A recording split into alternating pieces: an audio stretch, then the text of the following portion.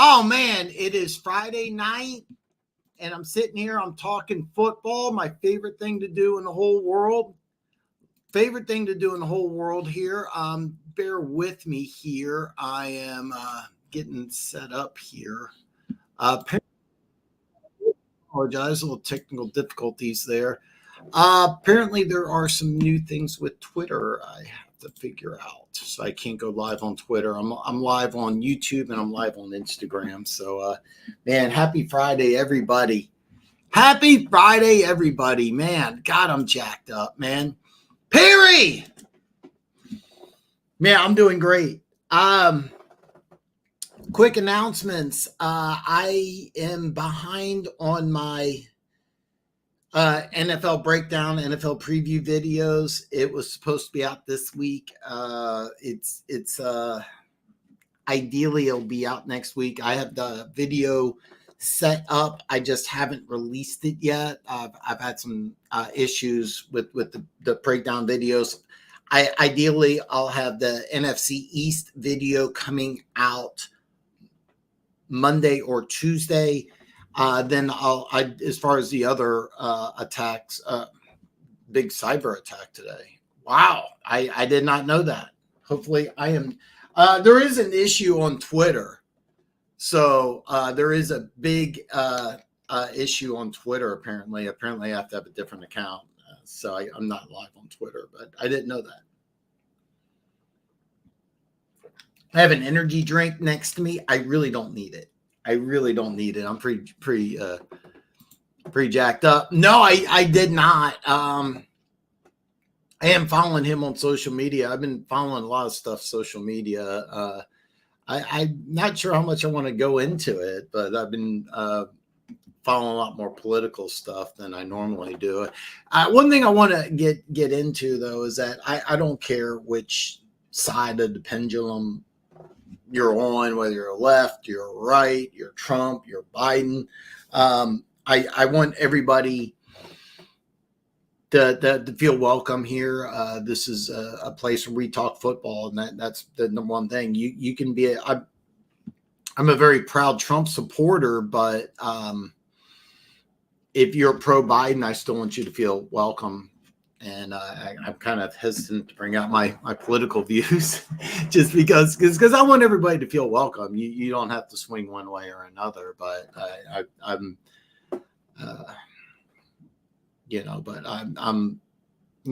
a big Trump supporter. So training camp has started. And then there's going to be more and more. Matter of fact, I'm going to talk a lot about some of the things I'm very excited to hear about preseason. Yes. And that's one thing I don't want to do here. I don't want to talk politics on my show. I want everybody to feel welcome. But I've been following a lot more. I mean, presidential elections coming up, so it's a big deal. Here in the States, it's a pretty big deal worldwide. So it's something I've been following a lot on social media. So Microsoft had a big issue. I guess it's said to be a cyber attack. Perry, where'd you hear? I did not know this, man. I did not know this, but yeah. I mean, for the most part, I will check it out. I'll check it out. I'll check it out tonight. I want to say right after the show. I have to take care of some business, but I have to go to work, unfortunately. But boy, Tim, what's up, man? What's up with Caleb Williams and the Bears? I'm hearing all kinds of stuff. What is the deal? So what it is that he is not doing well in training camp against first team defense. The Bears have a really, really good defense. And he's not doing well. The Hall of Fame game is coming up very soon, and I'm really excited about the Hall of Fame game. And you're going to see Caleb Williams, but I was just reading an article right before I came on, and the Bears are talking about how the first round quarterbacks last year were getting reps, and how much of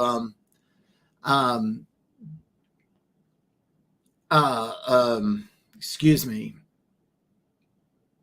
Boy, I'm sorry, Tim. I brain freeze. They were talking about how many reps that Anthony Richardson, C.J. Stroud, Bryce Young got, and they want to mimic that. But I really think that first preseason game, I don't think we're going to see a lot of Caleb Williams, but it doesn't surprise me he's struggling. I am going to probably sooner or later. I really hope that he has a good preseason game week 1 or 2, because I'm going to place a bet on him with his passing yardage his first year. Now, keep in mind, I have partnered up with BetUS, and by the way, it'll link below. I have in the link below. If you're interested in free money, click on this link because you get 125% on your first 3 deposits with BetUS. I partnered up with BetUS, but as of right now, they don't have odds on the Caleb Williams passing yards. But if they open that up, I'm definitely taking under. As far as the contract situation, I don't know about that off the top of my head, but it doesn't surprise me. There was some talk about how he has a investment company that he started up with some people, and it's not been good. By the way, now I'm kind of worried because Cash App, I could look it up, but somebody sent me $10 on Cash App, and it's like something. It was Crazy Barbie or something like that. Sent me $10, and I got a notification. And I was like, oh, okay, it's just scam or spam or whatever. And now that I'm seeing you guys post this stuff, because I haven't looked at it, but there is a request to send me money. And I'm like, it's something with Barbie on the end. I'm thinking to myself, I don't know. The last person I voted for was Ross Pro, because they're literally keeping us on different sides, but they all hang out with the same people, more or less. But I will check this out. Yeah, now that you guys mention it, because like I said, I got it was a $10 request to send, so all you have to do is hit accept, and apparently I get $10 from something Barbie. So I didn't know about it. I didn't. This was on Cash App, so actually I don't know who owns Cash App, but I've used it before to send and receive money. So. But yeah, I'll have to take a look at the Microsoft What's Affected. I have no idea who actually owns Cash App. I don't know why I'm pulling out my energy drink. I definitely don't need it. I'm telling you this right now. I definitely don't need it. I'm pretty jacked up today. But I'm gonna drink an energy drink anyway.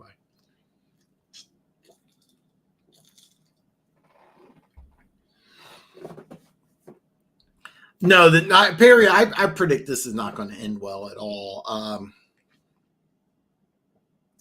I'll stand by this. They should have kept it with Justin Fields, but I'm actually really excited because I want to see how Justin Fields looks with the Steelers, because that's something that the Steelers might have struck gold. Dude, this is for a fantasy thing, but who do you think this is Dan, this is for fantasy. Are you talking about Caleb Williams? Oh, okay. Sorry, Astu, most tackles as a cornerback, LOL. Oh God, what a great question. I'll give you a dark horse that if you're talking most tackles as a corner, I'll give you a massive dark horse. And they're talking about this in Cincinnati. This is kind of a big deal. Matter of fact, I'm going to go on a kind of a long rant here, Tim, but I am going to answer your question. Eddie Jackson just signed with the Ravens. And I think that is a genius signing for the Ravens, because you got Kyle Hamilton, who looks like an absolute superstar. And then you got a guy in Eddie Jackson, who's more of your prototypical free safety, but he can do a little bit of everything. Well, Kyle Hamilton's your prototypical strong safety. Now you have McDonald, who's now taken over with Seattle. He was the Ravens defensive coordinator. So I'm kind of interested that's going to work out. Now, a couple of years ago, the Bengals drafted Daxton. I've seen it both ways. Hill. he was going to replace Justin Simmons, or I'm sorry, Jesse Bates. I got the two mixed up. By the way, somebody needs to sign Justin Simmons soon. That's I think going to be a big loss here. Perry, the Titans signed Jamal Adams. I again, the one thing about the Titans. And Tim, I am the answer to your question. I'm throwing a dark horse that you can get very late is Daxton Hill, because what the Bengals were planning on doing when they drafted him was have him replace Jesse Bates. But what happened this rookie season? You go back to that AFC Championship game against Chiefs Bengals, where Joseph Asai, third round rookie, who could have a big season this year. He's the guy who had the 15-yard penalty. If you go back and watch that game, Daxton Hill, they put as a starting corner, and he played pretty well. And what the Bengals have decided is that he struggled replacing Jesse Bates as a safety, but they moved him to corner. And by the way, he played in that game against Kansas City, played really well. Take a look at the AFC North. What do you got there? You have Baltimore, a run-first team. Derrick Henry's there. Browns, they're going to run around Nick Chubb. Even if they don't have Nick Chubb coming back, they got a lot of running backs stockpiled in Cleveland. They're going to be a run-first offense. Now, it will be interesting to see if Cleveland decides to use Deshaun Watson like he should be used and become more of a passing team. I don't see it. Right. And then you have Tennessee, which they're bringing over a bunch of guys from the Bengals, but they're going to be, I'm sorry, I switched divisions. AFC. I got confused on divisions, but you have Baltimore. You have Cleveland, and then you have Pittsburgh. And these are all run first teams. So Daxton Hill's a guy that may be the guy because he's going to get to start at corner, and I think he's a really good player. He's a former safety. Now I don't know if he's going to be a Pro Bowl caliber corner, but who will have the most tackles as a corner? Take a good look at Daxton Hill, and you'll be able to get him very, very, very late. So. Yeah, this cracks me up. LGBTQ1. I don't think he's going to be good, man. I think this is going to be a problem.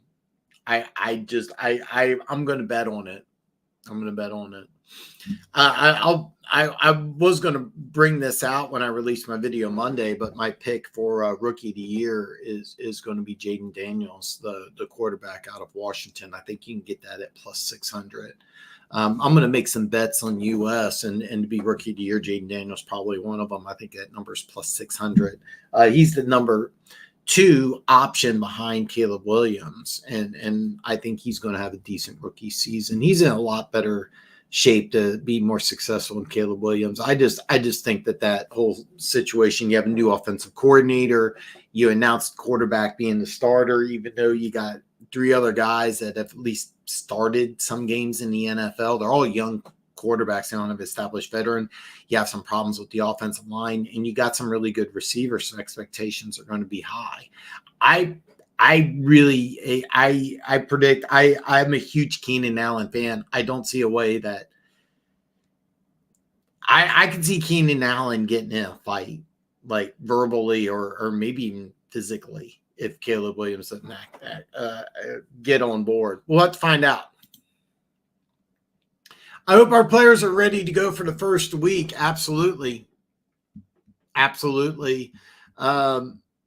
I'll be honest, I'm really looking forward to preseason, and I got some players. I'm going to give you 1 or 2 players from all 32 teams. I'm really, really, really looking forward to seeing in preseason, because I'm really looking forward to preseason. There's a lot of players this preseason I'm really excited about.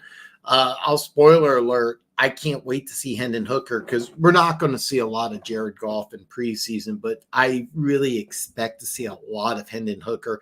And if he looks good, that's something that's going to be kind of exciting to see. If I'm a Lions fan, I want to see the guy with the massive upside look good, because you want to see that your backup quarterback has potential, but I think that you could have a creative enough offensive situation there in Detroit where Hendon Hooker's in a few packages on 4th and 1. Dan Campbell's going to go for it on 4th down. He's not going to quit doing that.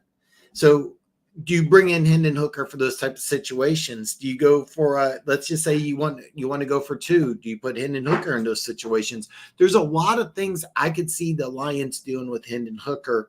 Or do you just do what you did last year and just have him be your stereotypical backup quarterback? It's a wrinkle that I would really like to see Detroit get creative with this year.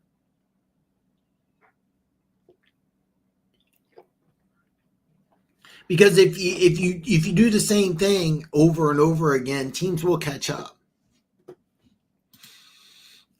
Yeah, I already brought this up, but if everything works out the way the Titans want it to work out, they're going to the playoffs. How Jamal Adams fits in this defensive scheme, it's going to be interesting because the way Seattle had him used was like a linebacker / he was like a safety / defensive end. It was a really weird way that they used him. And I'll be honest with you, Jamal Adams, I thought would be really interested in using that Norm Macdonald defense, but they got rid of him early. We'll see how Tennessee uses him. Because Tennessee has a lot of interesting pieces. Everything just seems to be really mismatched with Tennessee. That's just my opinion. Oh, Perry, you're spitting fire here, man. The Bengals could be really scary if Burrow is healthy and their high-risk reward picks they took in the draft. That absolutely. They have a player 2 years ago they took out the 6th round. It's an old saying, you scout the player, not the helmet. But they got a 6th round receiver out of Penn. I remember watching him at the combine. I'm like, this guy can play. He's big, he's strong, he's fast. It's Andre Iguodala. So I'm butchering the name. But he's the reason why Tyler Boyd, they didn't even try to re-sign Tyler Boyd. And he's also the big reason why they're playing hardball T. Higgins. Like, you're here for 1 year, but that's it. After this, because they got Jermaine Bertram, the 3rd round pick out of Alabama that you talked about. I think he could surprise because with Jamar Chase, he didn't participate in OTAs. Burton was with the first team offense, and he looked good. So you're right. And they're talking about Mims starting day 1 at right tackle, moving Trent Brown inside. That's interesting. And the defensive tackles they got, I think, are going to be good. The AFC and NFC North are going to beat each other up this year. I could see that, especially the AFC North, because I thought the Ravens had the best team in football last year, and then this year they're just that whole division's tough, man. Oh man, Perry, what a great question, man. Perry says over under how many games for a field takeover for Wilson with the Steelers. It's a great question. I don't have a specific answer to. If I remember right, let me look this up, because if I remember correctly, the Steelers bye is late. Let me look this up here, because I'm pretty sure it's late. I want to say it's week 13. I could be wrong here. Okay, it's week 9. Wasn't even close. And it comes right off of a Monday night game against the Giants. So you're at home week 8, which is, by the way, right before the trade deadline. Just throwing that out there, right before the trade deadline. Here's your schedule, by the way. You got Atlanta and Denver on the road. You got to win at least one of those. Chargers at home, tough game. At Indy, another tough game. Dallas at home. Wow, that's a tough one. At the Raiders, and then Jets and Giants at home, okay? If you have a losing record and you look bad on Monday night, at home against the Giants, that's where the move is. It'll be during the bye week. And the reason why you want to do it at the bye week is because that first game after the bye is at Washington. I'm not a Steelers fan, but let me tell you something. Steelers fans travel. It is not that far from Pittsburgh to D.C. There'll be lots of Steelers fans in attendance for that game. So that's why you want to do it, because the next game is a home game against Baltimore. So you want to give them some time. So I would put 7.5 as the over under, because I would not even surprise me if he looks really bad against the Jets for that Monday night game at home against the Giants. You maybe put him in there. But I would buy is week 9. I would really, really, really look at that game if Wilson struggles for Justin Fields. And by the way, if I'm the Steelers, I want to see how Justin Fields does in preseason, because there was talk about using him on kickoff returns, which is a little weird. But he's got a skill set and athleticism. So this is what I was thinking of the Patriots buy, because I was talking with Keaton from Keaton Talk Sports, and he was thinking that if they're 5-8, yeah, throw them up there. BD Buster, what's up, brother, man? What's up, brother? Man, I'm glad to see you in the chat, man. That's awesome. Team to watch early in the season are Jags, Bears, Bengals, and the Chargers. There's a lot of teams to watch early in the season. There's a lot of teams. Baltimore against Kansas City. That's going to be a good one. Baltimore week 2, I think they play Dallas. That's going to be a big one. But there's a lot of games early in the season. I'm actually excited. I got notes on I haven't signed up for the Sunday ticket. I've been stalling because I only got to see I have something called Plex. I won't go into detail what that is, but it's a free streaming service, but episodes have to be downloaded. So I've been using that instead of the HBO Max, because I do want to watch Hard Knocks this year. I didn't watch Hard Knocks last year with the Jets. First time I haven't seen Hard Knocks in forever. And I didn't watch the LA Chargers Rams because it was all COVID, and I got I was just sick of it. I didn't want to see it, so I didn't watch that one. And then the Jets, I didn't watch that, but I saw the first episode with the Giants. It's really, really good. And I heard that they're just very open, very candid, which is kind of unusual. But the first episode of Hard Knocks with the Giants was amazing. So I've been stalling because I have to do Sunday ticket. I have to get Netflix. For Christmas, it's going to be Chiefs Steelers. I will be doing live play-by-play from Netflix. So if you don't have Netflix, I'll be doing live play-by-play. Hopefully, I don't have any additional graphics, but I'm toying around doing some things different when I do live stream. So hopefully, even though I won't, unless the Lions play the Chiefs in the Super Bowl, which would be fantastic, I won't be doing any Lions games this year. But I'll be doing all the Chiefs games live, so I have to sign up for a Sunday ticket. I want to do HBO Max and Netflix, and I've just been cheap. I don't want to spend the money. I just don't want to spend money.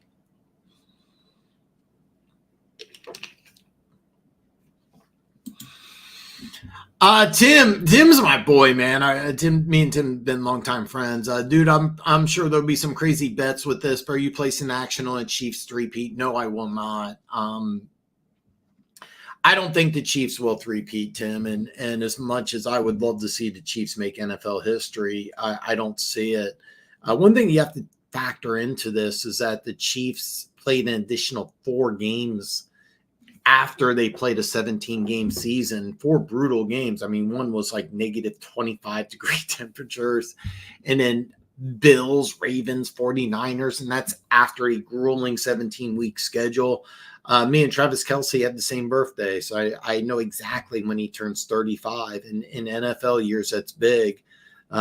Chris Jones, he got a lot of money. Plus, it's either 29 or 30. He's been in the NFL. He started playing in the NFL really young, but I mean, can you really count on Chris Jones? There's a lot of players that get that big contract and then their play just declines. And then you also factor in the fact that he's been in the NFL for about 9 or 10 years. And Travis Kelce has said publicly that he's going to play till the wheels fall off. But I mean, I'm just going to throw this out there. Like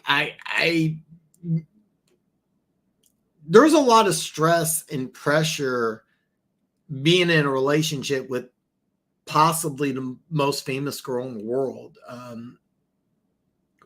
Is there 10 women in the world more famous than Taylor Swift? That's a legitimate question.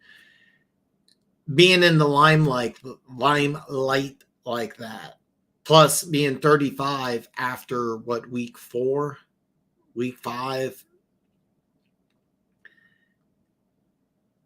He's got a very popular YouTube channel. His brother's retired from the NFL. I don't see it. I don't see it. I would place the odds of the Chiefs three-peating, and I'm going to give you a very broad range here, and it's not fair, but last year the Chiefs got very lucky with injuries. And here's the drill. The team that wins the Super Bowl is not always the best team, but it's the healthiest team. And I'm going to put the odds somewhere between 15 and 40%, but less than half. So am I placing action on Chiefs? No. I am going to put a lot of lots relative, but I'll probably put a bet on Caleb Williams under passing yards. I'll probably put a small bet on Jaden Daniels being Rookie of the Year, because that's who I think will win Rookie of the Year. I think he's going to have an excellent season with Washington. Spoiler alert for that video that should have been out last week. Hopefully it will be out this week. But those are two bets I'm placing action on. I do got a couple week 1 bets, so I do want to put some action on as well. And then in the videos, I'm going to go over the details about some of the yearly win total odds. Some of them I like, some of them I don't like. Debatable if I'm going to put a bet down or not, because I'm taking advantage of the Bet US 125% on the deposit, and then it's 200 if you use Bitcoin. I'm not a big Bitcoin guy, but I've used it before. I may do the Bitcoin bonus and put some over under a yearly win total action. Maybe.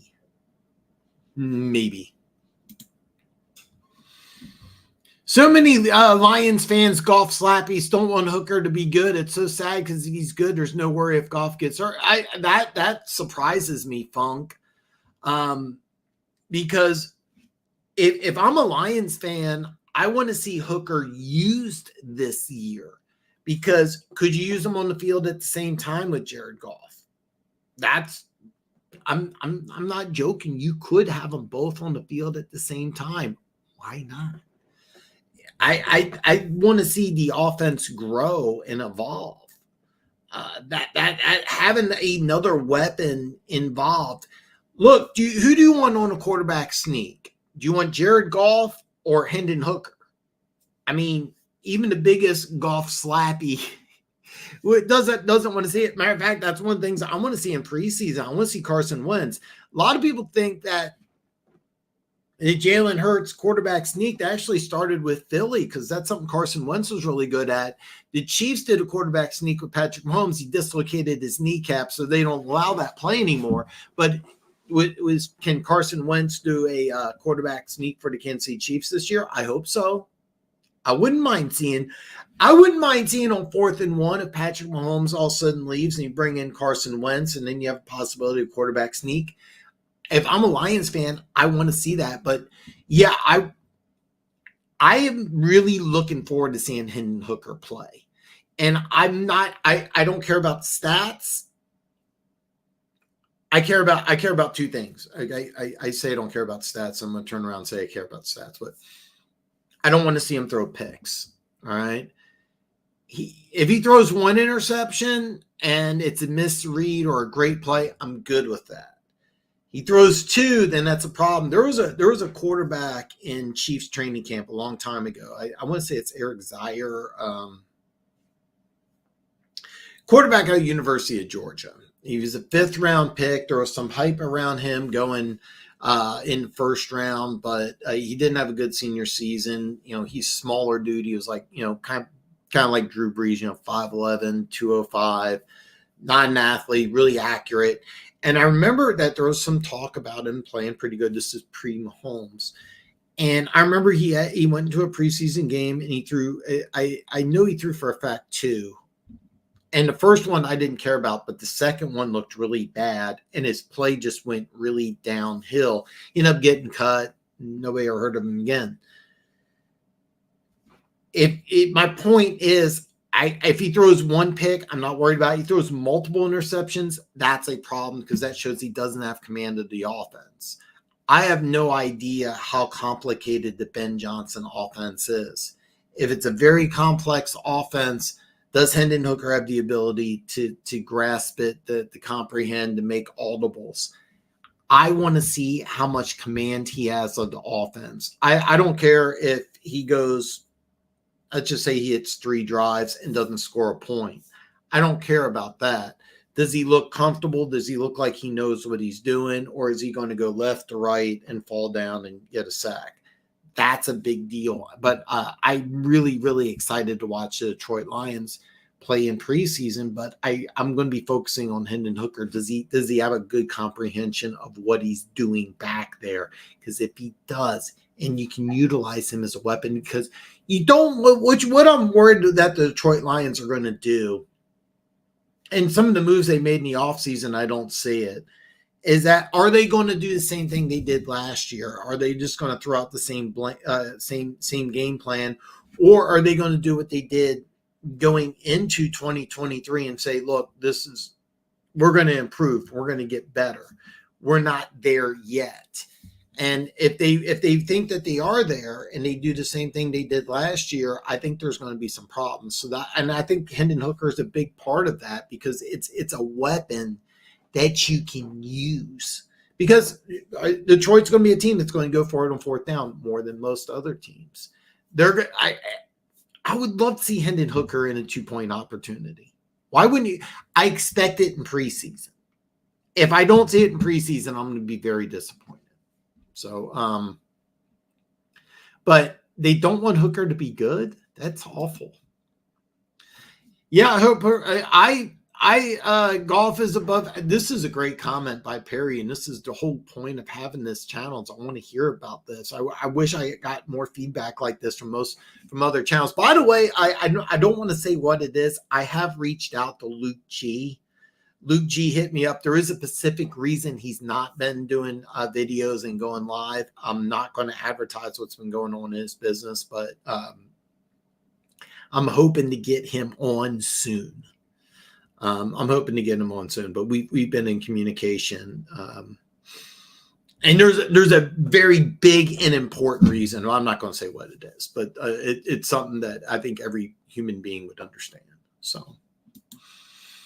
But anyway, I'm sorry. I hope Hooker turns into a superstar quarterback for us. Golf is above average at best. So I don't see Hooker taking over as starter, but I do see him. I would like to see him, if I was a Lions fan, play about 40 to 50 snaps this year. Maybe play week or game 17, week 18, the final game of the season. Maybe, is there a chance you have number 1 seed wrapped up with 2 weeks to go? I don't see that, but the final game of the season, I would love to see Hendon Hooker be the starting quarterback if I'm a Lions fan. Hopefully you have number 1 seed wrapped up, but I don't see him replacing Goff at all. Goff had a good year. Let's give him some credit.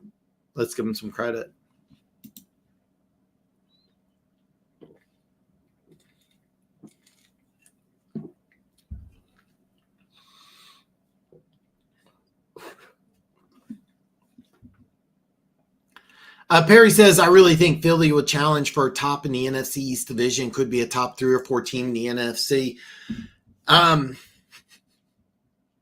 It's funny because I have the video planned out. It's just when you do YouTube, you actually have to make the video. I have some film editing software, and first thing I do is I put the music down. Then I do the side art, and then I talk. Actually, I talk and then I put the side art. Anyway, it's a whole process. I'm not going to bore you with it, but I've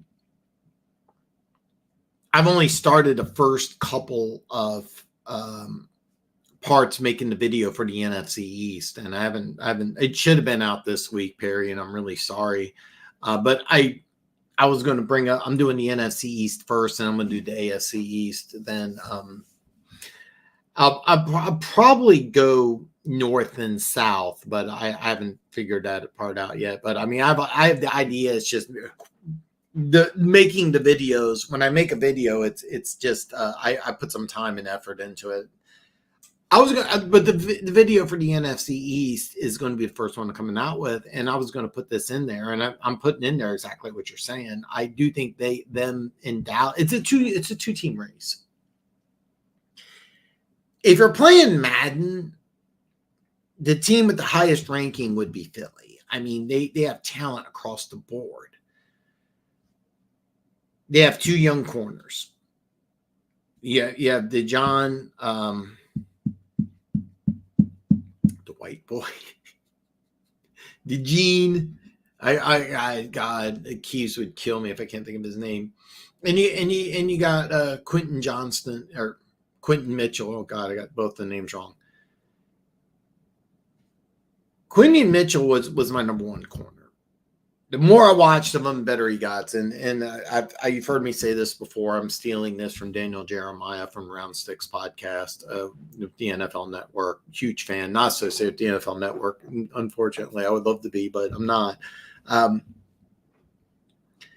You scout the player, not the helmet. And if you scout the player, Quentin Mitchell play could be phenomenal. I mean, he could be a Pro Bowl corner right away. I mean, he has that type of ability. And if he plays that way right away, there's no ceiling on how good Philly could be. Devin White a couple years ago, that god awful Super Bowl where Tampa Bay beat the Chiefs. Nobody liked that. Denver Gator will tell you he was even cheering for the Chiefs, even though he's a big Bucs fan. He had it was like 125 tackles, 9 sacks, 4 interceptions. It was crazy. I mean, he looked like he was going to be a Hall of Fame caliber linebacker. And his play just deteriorated, and he was even benched at times. So he goes to Philly. Vic Fangio was the linebackers coach for the Dome Patrol. If you take a 3-4 defense, 4 linebackers, the Dome Patrol is the best 4 linebacking crew in the history of the NFL, in my opinion. The NFL Network did a video on best linebacking crew of all time. Dome Patrol is number 1 because there's 4 of them. Are you going to take a trio of linebackers? Can you find a trio of linebackers that are better than a trio of the Dome Patrol? Sure. Yeah, you can do that. You can do it pretty easily, to be honest with you. There's probably several, but can you find a group of 4 linebackers better than the Dome Patrol? The answer is no. The one doesn't exist. Vic Fangio was the linebackers coach. Old school, long-time defensive-minded guy. Got Nakobe Dean, who missed almost all of last year. You got Devin White. If those two are healthy and work in that defense, there's no ceiling that this Philly defense. I mean, you also have Nolan Smith, who's going to replace Hassan Reddick. That's a guy who's going to be. By the way, Tim, if you're still watching, if sacks are important, so Tim's in a fantasy football league where they do defensive players and tackles are important. If sacks are important, Nolan Smith, you cannot take him early enough. I would not surprise me if he has over 15. He'll be a double-digit sack guy. Keep an eye out on him. He's going to have a monster year. They started 10-1, finished 11-6, and I just can't get over that. You remember watching that playoff game against the Bucs? I've never seen a playoff game where a team looked more disinterested. I mean, Jason Kelce was going to retire. That was public knowledge, a leader in that locker room, and that team was not motivated to play against a team in Tampa Bay that they were clearly better than. So many question marks about Philly. So many question marks. Over under on Dallas head coach being replaced by their bye. No. I wouldn't even put that. He'll stay the whole year. after the season's over, I'm gonna put this in my video, which I should have already released, but I think he will be fired. Mike McCarthy will be fired after the season, and I think Mike Zimmer will be the new head coach. He's the new defense coordinator, but him being replaced by, no, I don't see it happen. 49ers need to be Corey. I did this late, man. I set it up late, and I should have sent you something on Instagram. I did not. I apologize. Matter of fact, I have Instagram up, but the way Instagram works is that Instagram, it does not flow over. And I just found out now that I have to have another Twitter account. The Twitter professional or whatever it is, I have the upgraded Twitter account. So my Twitter is not broadcasting this live. So, but man, I'm so glad to see you in the comments, man. I would love to hear from you because I predict that Jaden Daniels will be Rookie of the Year because if you go back and you look at Kyler Murray's rookie season with Cliff Kingsbury, I almost forgot the name, with Cliff Kingsbury as the head coach, Kyler Murray had a pretty good rookie season. I think he can do a lot of the same things with Jaden Daniels. I know it's kind of a bad thing to compare the two, but I'm comparing the coach. You have an offensive coordinator working with Jaden Daniels. I think he can have the same type of success that he had with Kyler Murray. So I'd be interested to know your opinion because that's something I'm thinking I'm going to put action down on is that Jaden Daniels winning Rookie of the Year, partly because of the success he had with Kyler Murray. Excuse me. The 49ers need to be trading Debo, nudging aging veterans, and retool. Well, it's funny because I was going to talk about that with Brandon Aiyuk, and I kind of want to go over that situation because it was kind of a popular thing. He's been going back and forth with wanting to be traded. Then he wants to stay at the 49ers. Now he wants to be traded again. Let me explain what's going to happen with Brandon Aiyuk. Aiyuk. He could be traded at the trade deadline. A lot of teams could be interested. I would look specifically at the AFC North. I saw something on social media from the Ravens where they had Brandon Aiyuk in a Ravens uniform. That makes a lot of sense. I could see him going to Pittsburgh as well. That would also make a lot of sense. I think it'd make a little more sense in Pittsburgh than it would in Baltimore, but those two teams make a lot of sense. Dante Jackson for Deontay Thompson. Remember that trade between Pittsburgh and Carolina, player for player? Brandon Aiyuk would make a lot of sense if you could trade him for a defensive player from Dallas. Dallas has several defensive players that may be interested in a trade. It would be a huge trade. Could you trade Micah Parsons? No, you couldn't do that. But would Micah Parsons make a lot of sense in San Francisco opposite Nick Bosa? That would be ridiculous. Could you get it done? I don't think you could, but you did draft a guy with very similar skill set, Marshawn Nealon, in the second round from Dallas. But I think you want him to be opposite Parsons. But Parsons has been something that's been, how much money are you going to have to give him? Apparently the 49ers offered Aiyuk $28 million, turned it down. But why do you draft Pearsall in the first round if you want to sign Brandon Aiyuk?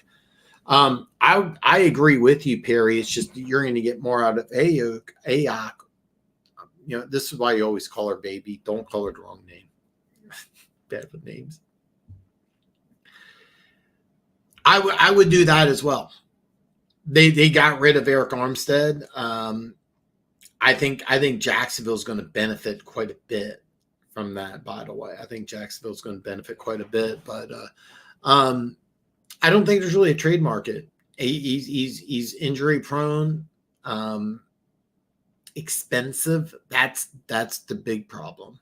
But do I agree with you? They need to retool. I do. And one thing is that about 49ers, this is why I'm not high on the 49ers, is they didn't have a lot of depth. And talent-wise, their starters good as anybody, but there's not a lot of depth. Not a lot of depth. And they get an injury or two. I mean, listen, Kittle's missed time. Deebo Samuel's missed time. Christian McCaffrey, CMC, stayed healthy all of last year. Can you expect that this year? Can you? Really? Good luck.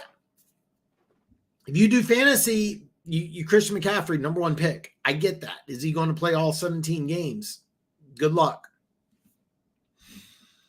No, I actually disagree, Perry. By the way, I'm behind on comments, so I apologize. JJ may be the starter. That's not a good sign. Denver Gator! I didn't see a message. I didn't see one. So this is the first time I'm seeing this. But Denver Gator, I'm behind on comments because I've been ranting too much. So I'm going to rapid fire through some of these comments here. So I apologize for being behind. JJ might not be the starter. That's not a good sign. I disagree. I think it's a great sign because Sam Darnold is doing enough to be a solid starter. And I think that this is good for Sam Darnold. I also think it's good for the Minnesota Vikings. JJ McCarthy, I'm going to stand by this. I really think it's better if your quarterback sits instead of starts year one. That's my opinion. I'm gonna touch base on this in a bit. Do I think Andy Reid can turn Carson? I don't think he's going to. I don't think he's really going to play that much. But I'm very excited to see Carson Wentz, and I'm going to talk about this because I'm going to talk about some of the preseason teams. So, my biggest concern for Kansas City is wide receiver. Kansas City needs to find wide receivers that can catch the ball consistently. Absolutely. Yeah, this is the first message I see. I don't really trust Siani to lead them, to be honest. I don't. That's a tough one, man. That's the whole thing about Philly is that they were 10-1. They defeated Kansas City on Monday night. They're on top of the world. AJ Brown looked unstoppable. Jalen Hurts looked like an MVP, and then they just fall apart. He didn't really get injured as much as he got benched. Apparently he was freelancing and brain freeze at 48 minutes. Drawing a blank on Todd Bowles. Sorry about that, Perry. Todd Bowles didn't like it. Went with another guy, played pretty well. They had two really good inside linebackers, Levante David and Devin White, and they weren't happy with White. They kept Levante David, who has had a really good career. I'd say borderline Hall of Fame, but he has one or two more great seasons who have an opportunity to get in the can. He's a really good player, underrated guy. And the guy they replaced it, Devin White, I can't think of the guy's name, but he played really well. It's not going to be as big of a loss as you would think. Remember, he was the 5th overall pick in the draft. I love this dude. I thought he was going to be a superstar. And he had that year when they won the Super Bowl. He looked like he was going to be a Hall of Fame player, but no, he was just fell out of favor with Todd Bowles. So we'll find out. Some Cuban barbecue. I've never had Cuban barbecue ribs. It's funny because I've seen ribs out here in Vegas and I've seen barbecue out here in Vegas. And it's like, I'm not doing barbecue out in Vegas. I mean, what the fuck? I mean, I'm from Kansas City. I mean, Philly didn't have a good offensive and defensive coordinator last year. This year, the offensive and defensive coordinator should be solid and good. I like the Fangio fit. I don't know about Kellen Moore because he's always brought that's the weird thing is Kellen Moore has always been a pass first coach, and the Eagles are better suited to be a run first team. How is this going to work? This is going to be interesting. Really? Okay.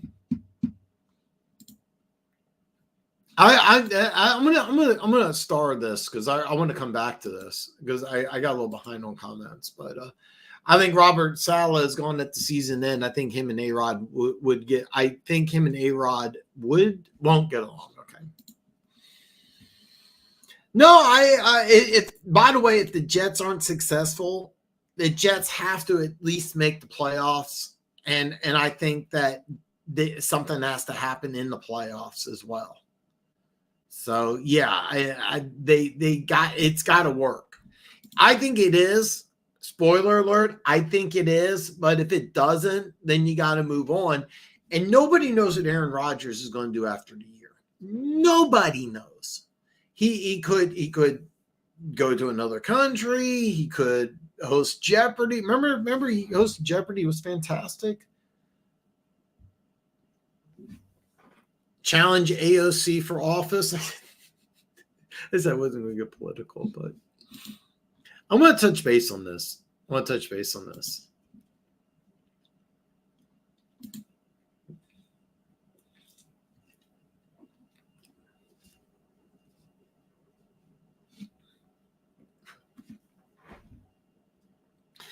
I have that as my number one thing that I want to look at with Jacksonville Jaguars is Brian Thomas Jr. I want to see how he looks, and I think that's very, very, very important. I also want to see Mac Jones. I mean, he returns to Florida. He's a little humbled. How does he handle how's he handle going back to Jacksonville? Pro Bowl quarterback as a rookie, whether he deserved it or not, it's debatable, but fell out of favor fast. They got somebody, get out, and you got Brian Thomas Jr. And Mac Jones. It's going to be something I'm very excited to see with Jacksonville. But yeah, I mean, if Brian Thomas Jr. is as good as you think he is, for those of you who don't know, Perry has Brian Thomas Jr. as the best wide receiver coming out of this year's class, which includes Marvin Harrison Jr., my draft crush, Rome Odunze, and then Malik Neighbors, which, by the way, I heard that they're going to go into extensive detail on Hard Knocks. I've only seen episode 1. I think episode 3 is out now. It's like $16 for the commercial free. I have to do the commercial free. I can't stand the commercials. So, I am going to sign up for that, maybe this weekend, and then I'm going to binge watch the other 2 episodes.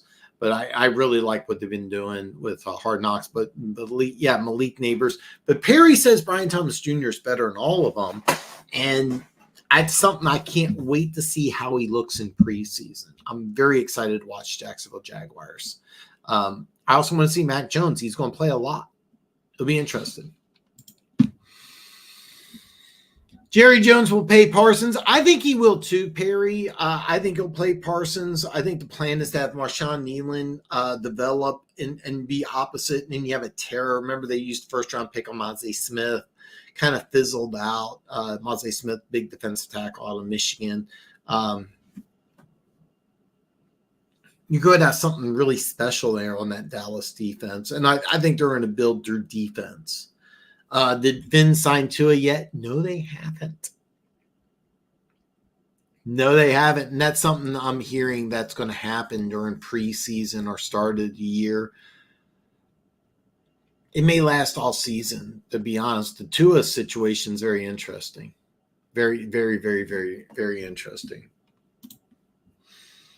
Speaking of Bowles, over under on him getting fired, I think he has to get to the playoffs. It's playoffs or bust, and regardless of what happens with Aaron Rodgers, even if Rodgers is injured or only plays 4 or 5 games, if it doesn't matter. You got to get to the playoffs this year. The defense is phenomenal.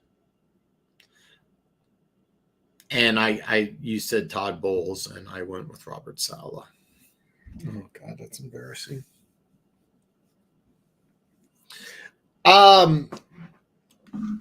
Bowles is on the hot seat.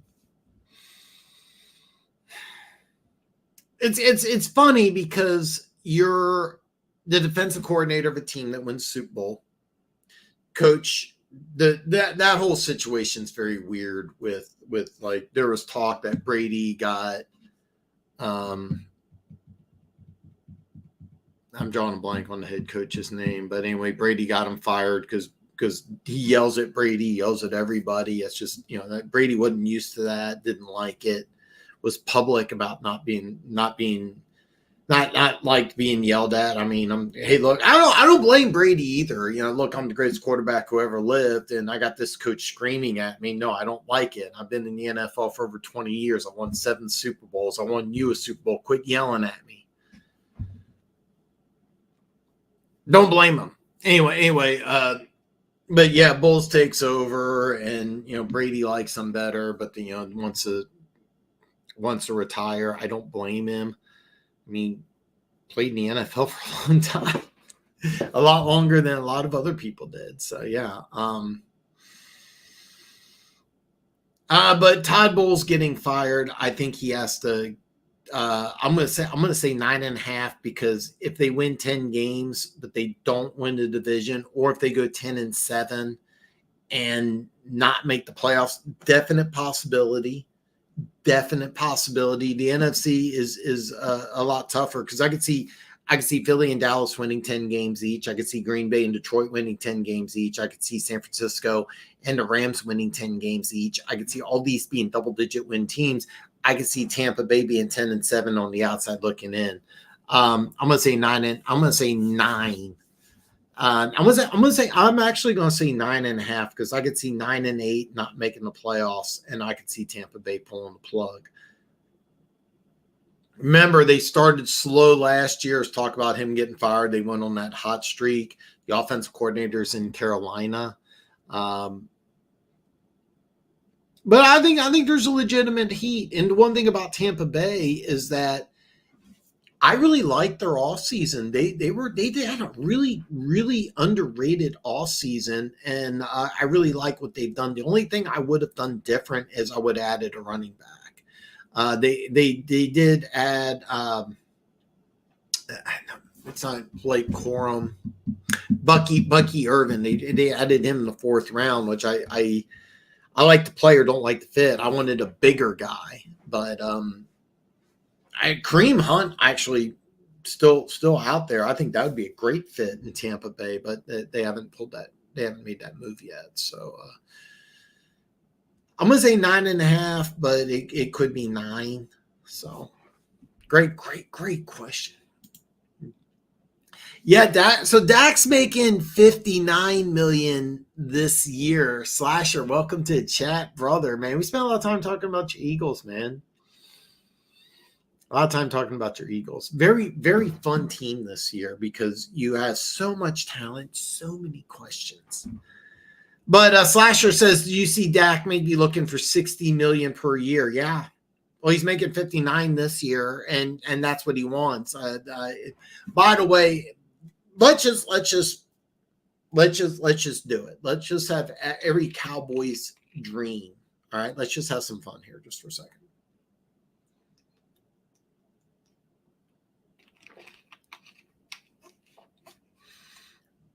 Let's just have some fun.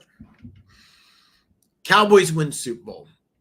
Dak Prescott wins MVP. Has that performance? I mean, let's face it. If you win Super Bowl MVP, you're probably a quarterback. I mean, let's be honest, okay? Yeah, you have that 5,000-yard, 50 touchdown season. He's going to get more than $60 million a year. Those are facts. All those things happen. Okay. Let's get back to reality now. Dallas probably going to the playoffs. I mean, the team's loaded. They're probably failing the playoffs. Par for the course for a Mike McCarthy team.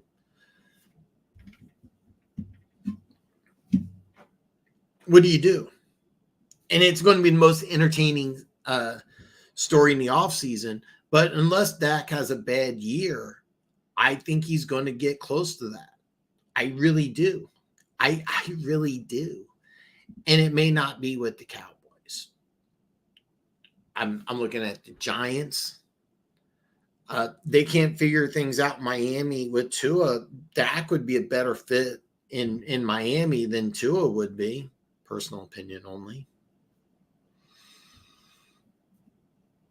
When if Bo Nix is an absolute dud and you get out of that Russell Wilson contract, Dak, I'd be honest, it's not really a fit.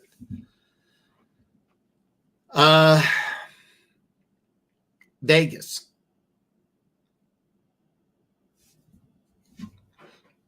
Right now, there's a Raiders YouTuber I just found, and I was liking his content until he tried explaining it. Aiden O'Connell's going to be elite. That's just like, pump your brakes, man.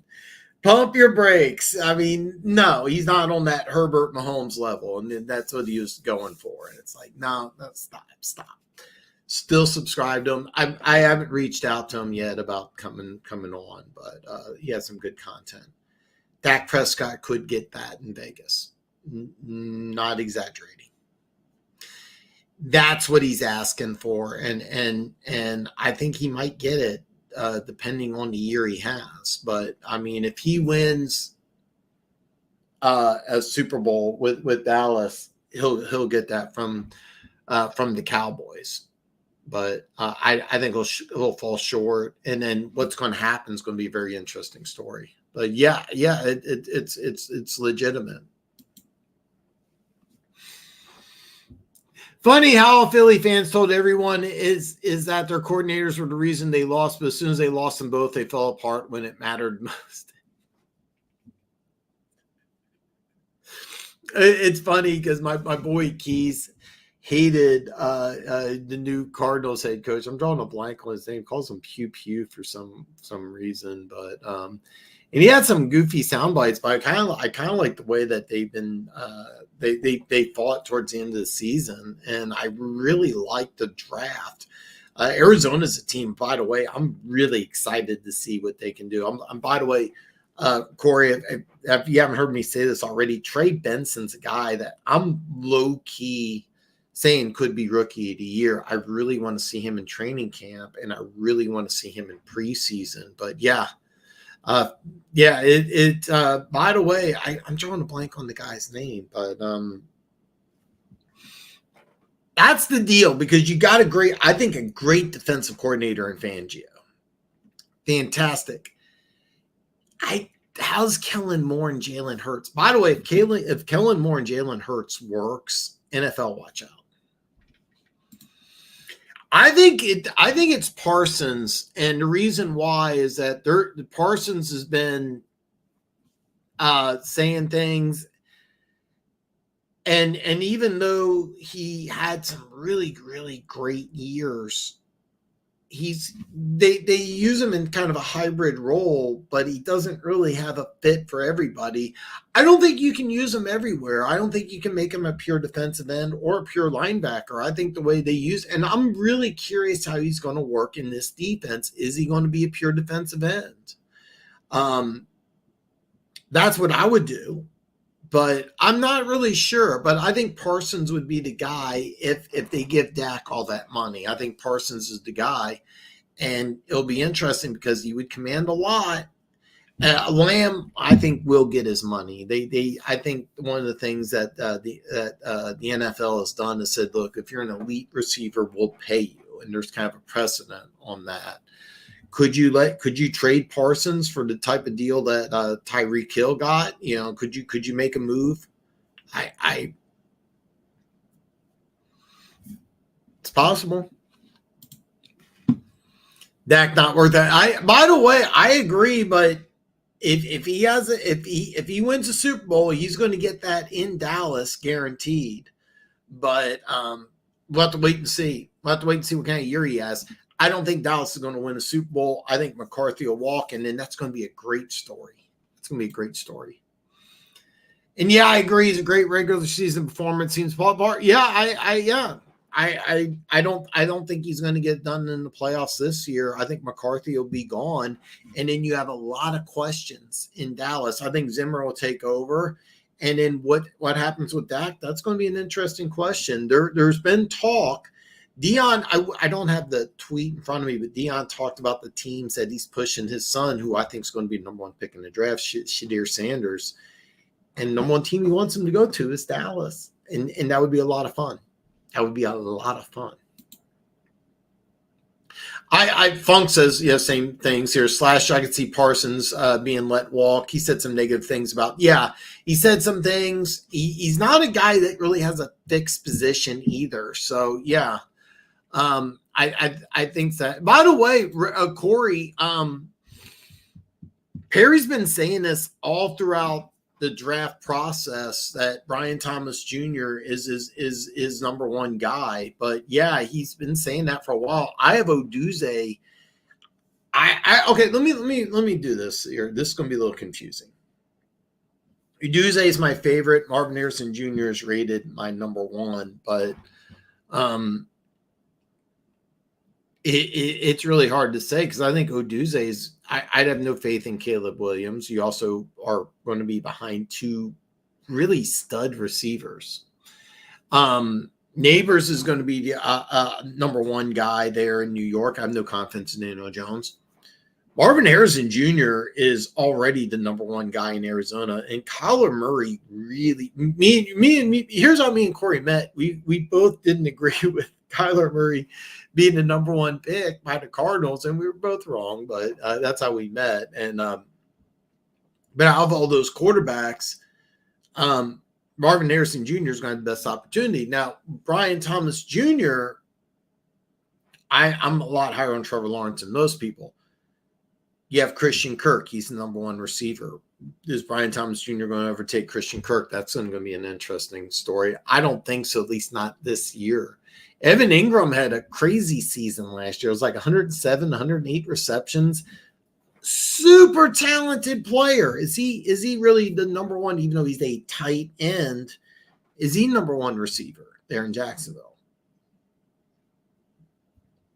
Marvin Harrison Jr. is the number one guy, and he has a really good quarterback throwing to him. So but it's going to be fun. There's some good receivers. Yeah, I think you're right, Funk. He would command top money from a lot of contenders too, so he wouldn't be missing out on much, except maybe Dallas's big media market. You're right. I think that if he wins the Super Bowl, of course he's going to stay here or stay there in Dallas. I could see him in Vegas next year. I could see him in New York.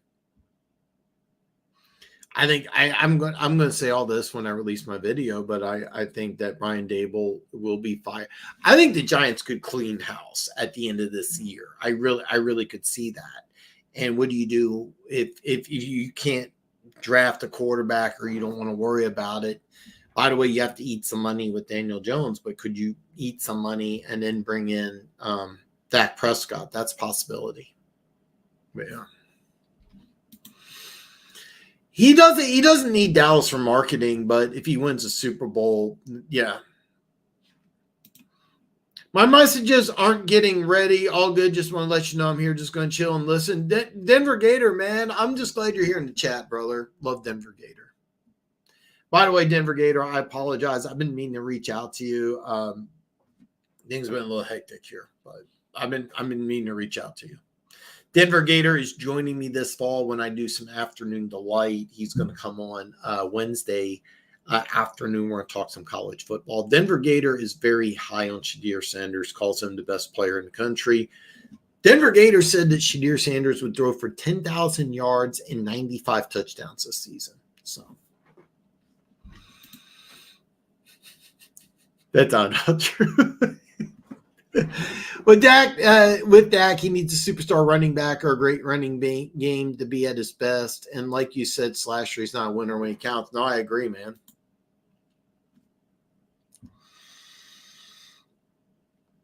Perry's responding to Corey. He says, I think he's the best all-around wide receiver in this draft class. Great work ethic, great size or good size, speed, can catch the ball consistently. A lot of size, a lot of speed, a lot of athleticism. Jamar Chase was the number one receiver at LSU. Justin Jefferson was number two, but Justin Jefferson, it's tomato, really, but Justin Jefferson's been a better pro. Could be the same thing with Neighbors and Brian Thomas Jr., which Neighbors was number one, but Brian Thomas Jr. really, really good. So.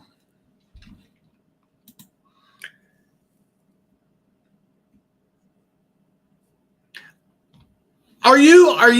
Because I'm not seeing any. I would never mute you, Denver Gator.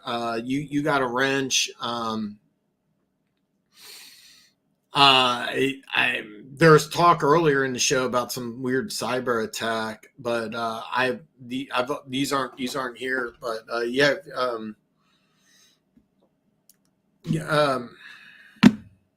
yeah, I don't know. I apologize.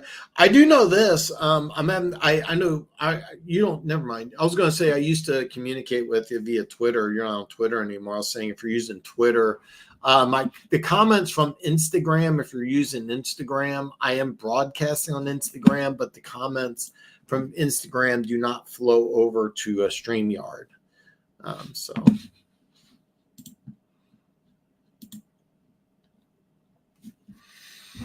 Perry says Dallas needs to sign a veteran running back. They should be waiting to sign Hunt. They can get Hunt on a cheap deal. Ezekiel Elliott's washed up. I'm looking for them to sign Dalvin Cook. That's actually something I'm really excited about for preseason, is because they got the son of a Cowboy scout. I'm drawing a blank on his name. He was K-State running back, 5 foot. He's like 5'5", 190. Nice change of pace guy. Was returning punts and kicks last year. So that's a guy that's interesting too. Royce Freeman was a guy I loved coming out of college, but he's on team number 4. But Dalvin Cook's the guy that I think would be a perfect fit in Dallas. And for whatever reason, teams aren't lining up to sign him yet. So I put the blame on Jerry Jones more than the Dallas head coach. I think Jones needs to let his coaches coach without him getting in the way. Yeah, and that's something Mike McCarthy kind of let slip out publicly. I don't know if he said himself or he said to somebody who said to somebody that he's just getting a lot of interference. And listen, when he was in Green Bay, he didn't have this type of interference. It makes sense. Look, you bought a team. You spent your life's savings buying a football team. You built it up. Yeah, you want to be involved. I get it. I understand. But if you're a coach and you want to coach, do you want owner interference? I mean, it's kind of funny because there's a lot of teams that do this. By the way, Cincinnati Bengals are the same way, but how often do you hear Mike Brown commenting on different things? You never hear it. But when they had the hard knocks with the Bengals, Mike Brown was in every meeting. He's communicating with the head coach on a consistent basis. He was always involved in everything, but he's not public. The Pittsburgh Steelers are the same way as well. Now the Packers, it's a little weird because they have it's a publicly traded franchise, but they do have like a general manager and a board of directors. A little weird there. Trying to think of other teams that have a general manager and head coach. I know the Bengals do. Pittsburgh's kind of run the same way. Dallas, of course. Here in Vegas, Mark Davis is the general manager, not as involved as his father was, but still really involved with the team. But it's more public. That's why you hear more about it. But there's several NFL teams that are run that way.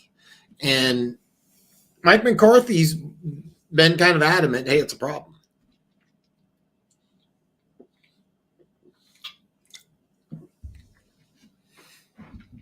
Not sure why I'm drinking the energy drink. I definitely don't need it.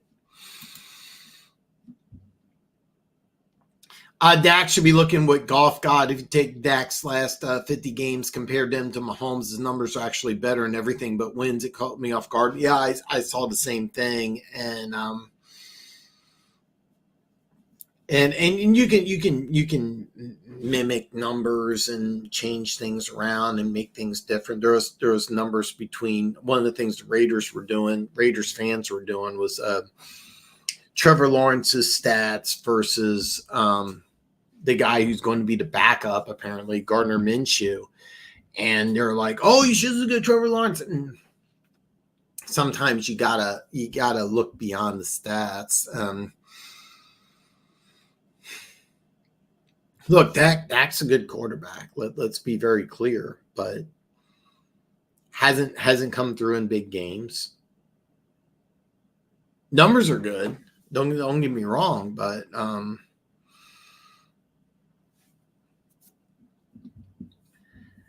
I don't think he's.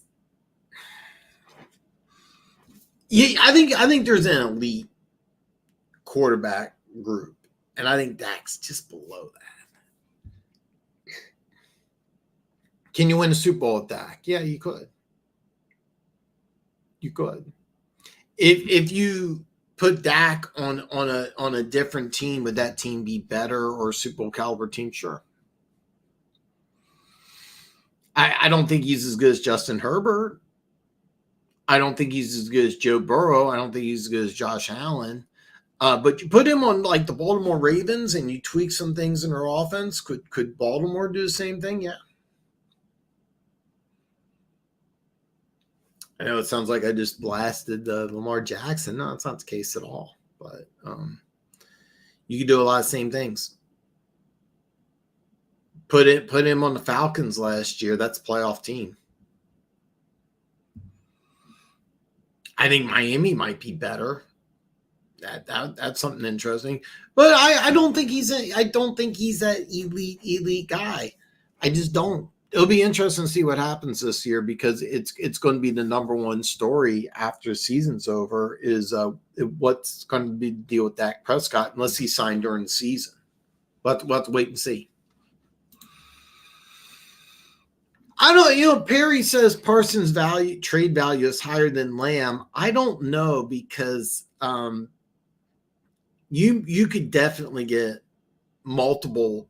I look at the Tyreek Hill trade, and what was it, 2 number ones plus, and I know for a fact you can get that probably for both. I don't know if Parsons is higher. I really don't.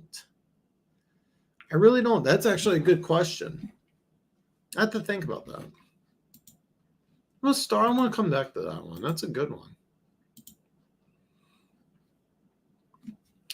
Back to Parsons, wherever he's going, you better hope that he has a D law in front of him. Dude makes a living off of Law's hip. That's the thing about Parsons is that he's not really a pure defensive end. And you gotta, here's the deal. I'm sorry I left at Denver Gators comments here. Denver Gators joining me this fall when we do Afternoon Delight. We're going to talk a lot of college football, but Denver Gators really high on Shadir Sanders. Denver Gator has Shadir Sanders throwing for 150 touchdowns this season. So if you run a defense, if you bring in Parsons to your defensive scheme, you got to do something. You can't just have him play defensive end. You can't have him play linebacker. You got to get a little creative with this guy. I would love to see him in a defense like New England had with Belichick. I think with Mayo, I think the defense will be just fine. Brian Flores, what he's doing in Minnesota is very interesting. Of course, they got a couple guys on that defensive front, but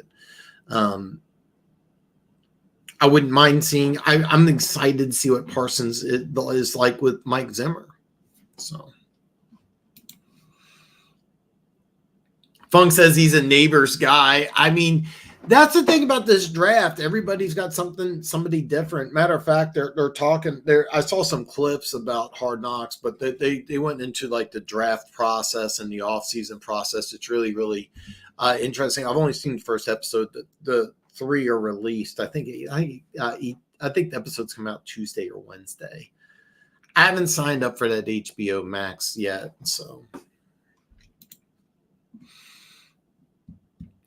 Perry says that Williams fails. It's on him. The Bears got solid and good starters as weapons. I kind of disagree with that, Perry. And what I disagree with is that I don't think it's going to be completely him. The offensive line is not good. You're bringing in a new offensive coordinator. So you have some discontinuity. So you have some good weapons on offense. Yeah, there's no debate. But is everybody going to be on the same page? your interior offensive line is not good in Chicago, and there's some good defenses. So, yeah. I meant to ask them both on for this show. I didn't get around to it. I've been behind on a lot of things, Perry. I meant to have my NFC East video out already.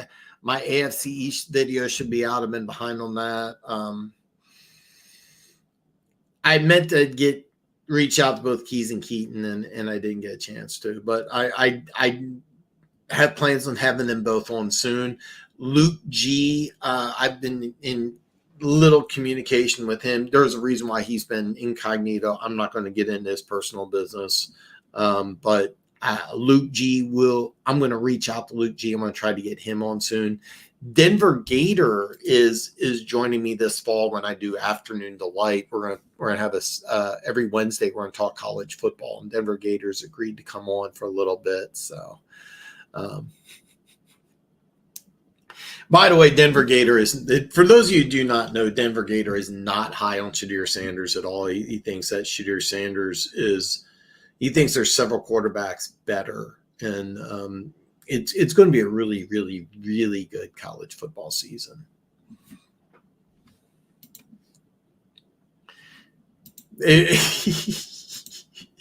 Okay, so if you put Goff behind that O-line, he looked worse than he did when Anthony Lynn was calling his plays. You can have all the weapons in the world, but if you can't protect, you're screwed. Yeah, and that's why I would have kept Fields. I would have traded – I would have got the receiver and I would have got some offensive line help, just like they did the year before. And that's what they should have done this year and kept Justin Fields. But we're going to find out. But I agree completely. Perry says, I think the Bears upgrade their team. I think Williams was the wrong choice at number 1. I think so too.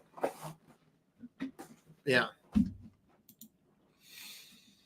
Mahomes put his team on his back. Dak and Goff can't do that. If Kenzie's wide receivers could catch the ball consistently last season, Mahomes would be – oh, yeah.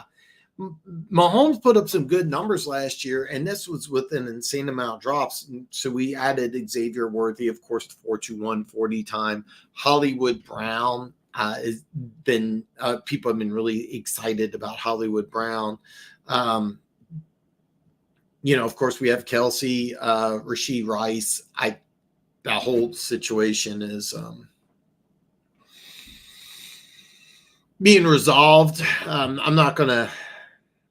There's still like I think the games he'll miss maybe next year. I don't know if he's going to be on the exempt list. I have to get into some more details, but the weapons I think will be improved. But you have to worry about Travis Kelsey being 35. So. But, yeah, he's already putting up phenomenal numbers. He could have had – seriously, there's a lot of talk now that Mahomes is like, hey, look, I didn't live up to expectations, but I think he's just trying not to throw players under the bus because that's something that he's really good at. So, yeah. Dak and Goff are in that 7 to 10 range. Neither is elite, and both of them need the team around them to be average to elite for them. Yeah, I agree completely. It's kind of funny because I think quality-wise they're about the same, but they're both different type of players. Dak, I think, is much better when he uses his running ability. He's got a powerful arm. Goff, I don't think has that big arm, but he's a natural passer.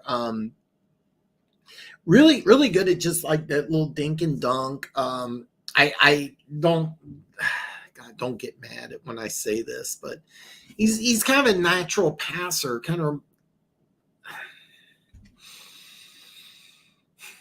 I don't want to compare him to Drew Brees, but he kind of reminds me a little bit of Drew Brees, just a natural passer. He's the type of guy that you can go back there if you give him full protection 56 times again, dink, dink, dink, dink, dink. Not on the level of Drew Brees, but he's a natural passer. Dak's a guy that you can go downfield with a little more. I think he's a much better threat running the ball.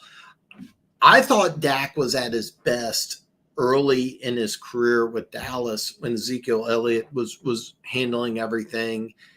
And he wasn't asked to do that much. I think the more you put on Dak, I think the less effective he is. And by the way, 7 to 10 makes sense. And by the way, if you're wondering what he means, he's talking about the best quarterbacks in the league. If you're ranking them 1 through 32, they're right. They're in the top 10.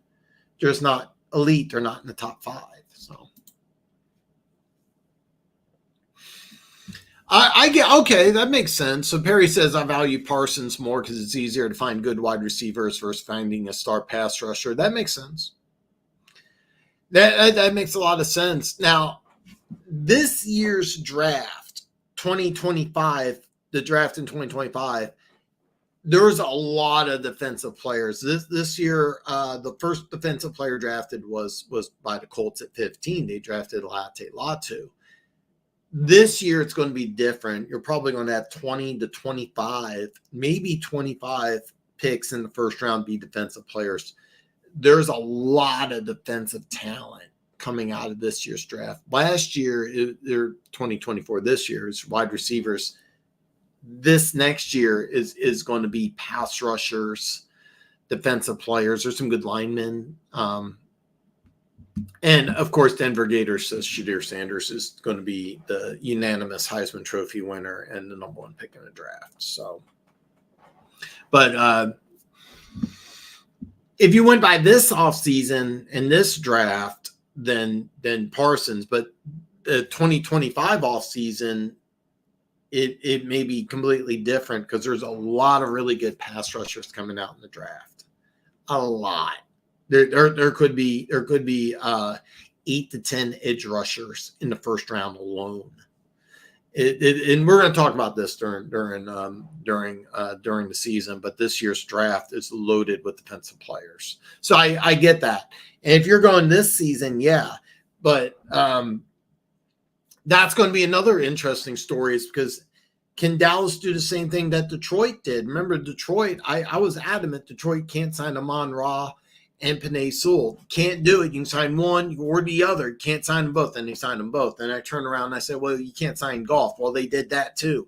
Can Dallas keep all 3 happy? Maybe. Probably not. But I said the same thing about Detroit. There's no way Detroit can sign all 3, but they did.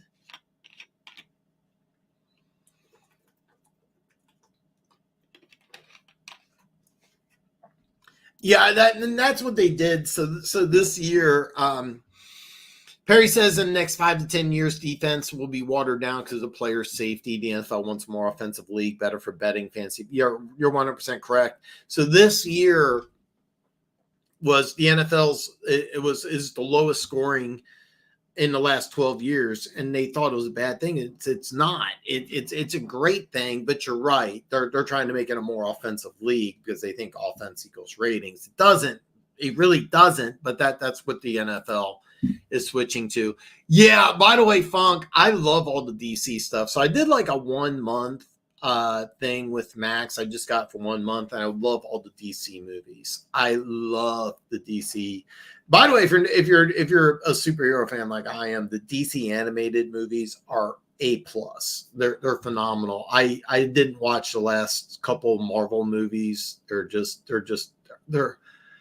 I tried watching the latest Thor one because I was a big Thor fan. And that Love and Thunder was just awful. I mean, Natalie Portman was just like, look, I'll do it, but you have to give me a lot of money and kill me off because I'm never doing another one of these shitty movies again. She didn't say that publicly because she's smart and wants to make money, but it was just awful. They had the Marvel Girls movie. I'm not going to watch that.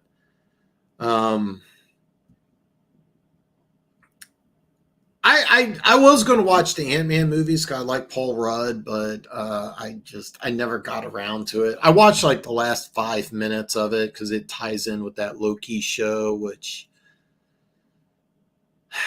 I watched, and it's like it's just hard. But the DC animated stuff's phenomenal. Yeah, so I did watch it for a month, and I just been stalling. I'm stalling on spending money period. So, yeah.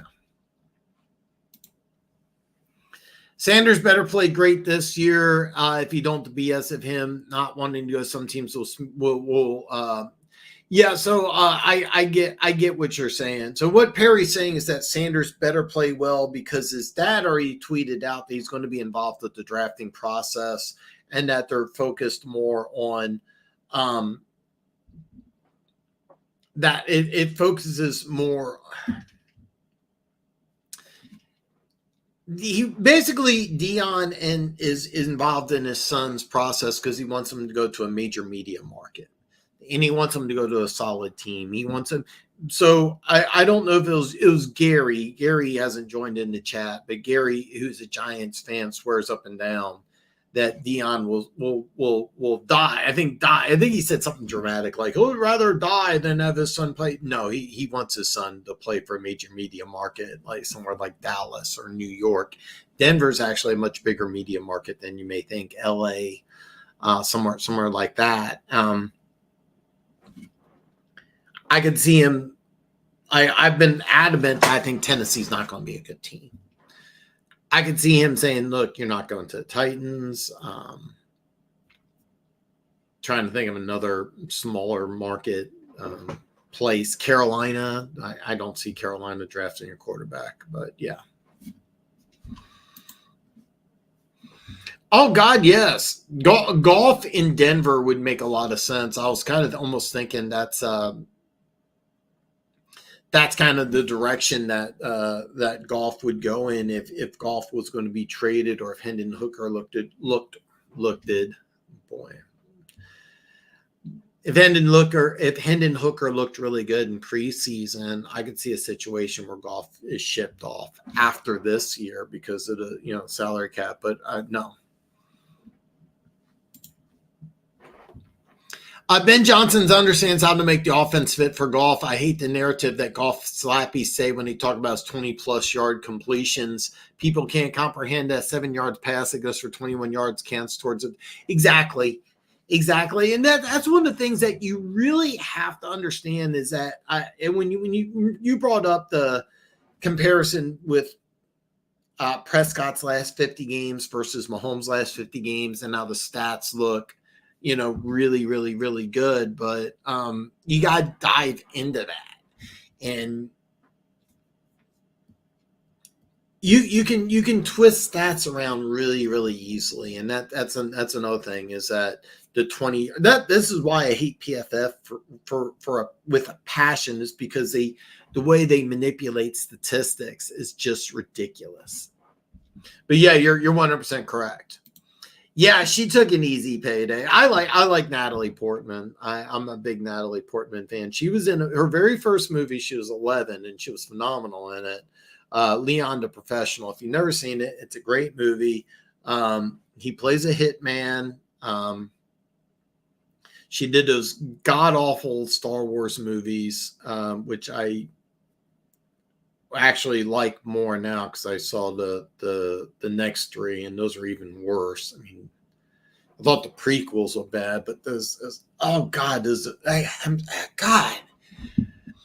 And I had to mute Mark Hamill on Twitter, which is unfortunate because, I mean, the first three Star Wars movies, the very first movie I ever saw when I was a little kid was The Empire Strikes Back. And I thought it was like the greatest thing. I remember like it was being such a cool thing. You watch Star Wars, Empire Strikes Back, Return of the Jedi, watch all three of them. God. Okay, sorry. But yeah. If Johnson leaves, I think Golf regresses unless we can find someone to continue Ben Johnson's offense. Ben Johnson will leave after this year. I mean, there was talk about him wanting $15 million with Washington. There's talk about, by the way, Ben Johnson can say like, "Oh, I'm here to win a Super Bowl." He's just trying to find the right team. There is an off chance that maybe he doesn't want to be a head coach. Some people are like that, but I really don't buy that. I just think that it was kind of a bad situation with Washington. I think he'll be an NFL head coach unless Detroit's offense just falls apart.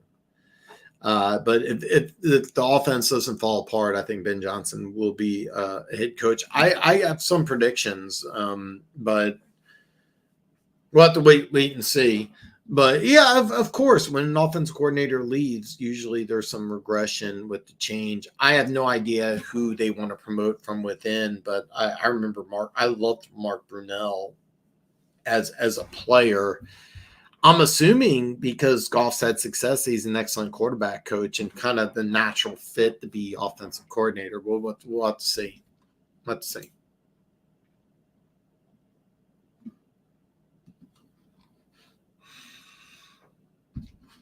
Yeah, Gene Reno was Play the Hitman. It's a great movie. If you've never seen Leon the Professional, it's a great movie. One of my all time favorites.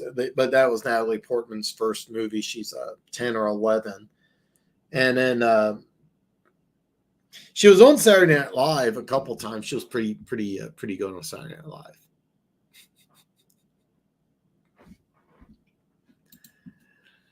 Absolutely love the movie Leon the Professional. The fun fact: Resident Evil 2 game has Leon Kennedy in his pistol. Really, I didn't know that. I've never played any of the Resident Evil video games, but I did not know that. It's a great movie, and by the way, Funk's 100% correct. It is a great movie. Gary Oldman is the villain in the movie. He is phenomenal. Yeah, it's a great movie if you've never seen it. It's 25 years old. Really great. Now I want to watch it. But yes, yeah, Gary Oldman is fantastic. He's the villain. Great movie. One of my all-time favorite. Natalie Portman. That movie made me a Natalie Portman fan. And then I watched Star Wars movies and I was like, oh God. But that Love and Thunder is just terrible. And I think that may be like the last Marvel movie I watch. Actually, that's not true. I'll watch the Spider-Man. The Spider-Man movies were pretty good. The Spider-Man movies were pretty good. I have to admit, I kind of like. I can't think of the kid's name, but the young kid playing Peter Parker. I actually really like him. I really do. The three Spider-Mans, I was like, but yeah, the other two Spider-Man movies were phenomenal. So. But Funk, yeah, I'm going to get HBO Max and watch a lot of the DC movies. And then I'm also going to get Netflix. I do want to see how Cobra Kai ends, even though after season 1, it's just going way downhill. But I want to see how it ends. Funk says they also talk about how good Goff is against the blitz. When I say he struggles under pressure, they don't understand there's a difference, and the O-line is responsible for the blitz not getting and the O-line is responsible for the blitz not getting to him. Funk, you're 100% correct. When you have one of the best offensive lines in football, it makes life easier. When you can take an average quarterback, you put him behind a great offensive line, and he's going to look above average. He's going to look good even. He's going to look like a top 10 NFL quarterback. The offensive line is that important. I mean, take a look at that god-awful Super Bowl with Mahomes. I mean, you could see his greatness, but they got blown out because of the offensive line. The offensive line's important, and this is one of the reasons why I'm really high on the Detroit Lions this year. Their offensive line may be the best in football. Dallas, that they could have 2 rookie starters, both of them pan out. They could have the best offensive line in football. Kansas City has some neat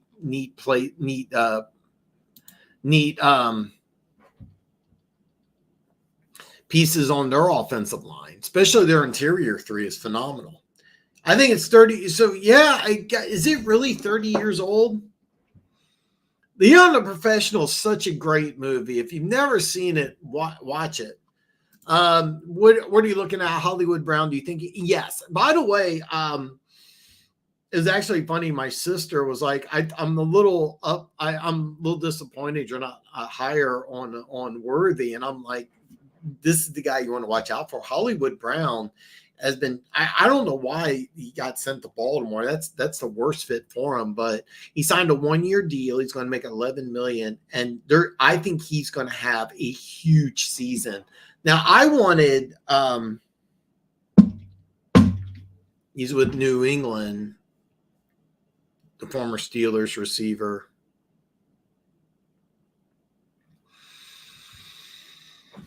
I wanted the Chiefs to stick with bigger, more physical receivers, and I like Rashee Rice, and I wanted to see the Chiefs go that route instead of smaller, faster guys. But the thing is with Hollywood Brown is that I think Hollywood Brown coming to Kansas City was a very smart move. Could he have gotten more money? Yeah, absolutely could have got more money. But coming to Kansas City, he'll have a big year. He'll have a bigger year than Worthy. And he'll be, I think, potentially the number 2 receiver. Now, here's kind of what I predict. I think Rashee Rice will be the number 1 guy, and I think he'll supplant Travis Kelce as the number 1 guy because we're going to see less of Kelce. Look, he'll be 35. Maybe the greatest tight end who ever lived. Hollywood Brown's going to start being option number 2, and he's going to take a lot of things away. Now, Xavier Worthy is going to be a deep threat, of course. They're going to use him in some packages, obviously, but Hollywood Brown, it would not surprise me if he leads the Chiefs in receiving yardage. Kelce will probably lead the team in catches. Maybe it's Rashee Rice. Rashee Rice will be the number 1 guy. But Hollywood Brown, he'll have over 1,000. And I think that if he's smart, and I say this a lot, but it's hard to say because Jerry Jeudy got a 3-year, $58 million deal with Cleveland. All right. Let's say he gets offered that by Carolina. Let's just draw it Carolina, okay?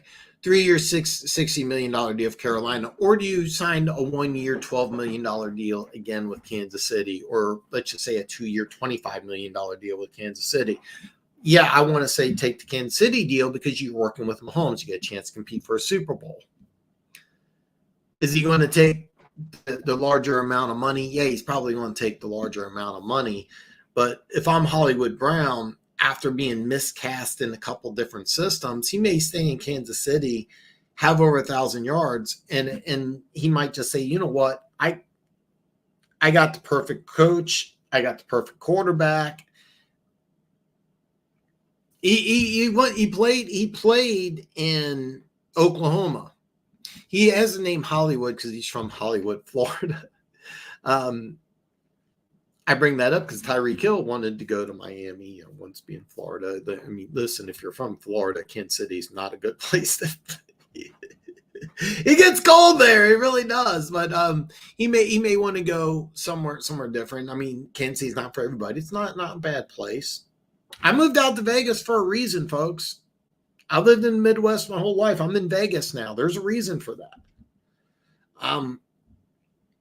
But yeah, I do think he'll have over 1,000 yards. He can make so much more money on the open market next year because he'll be 1,000-yard receiver. His agent will show the highlight.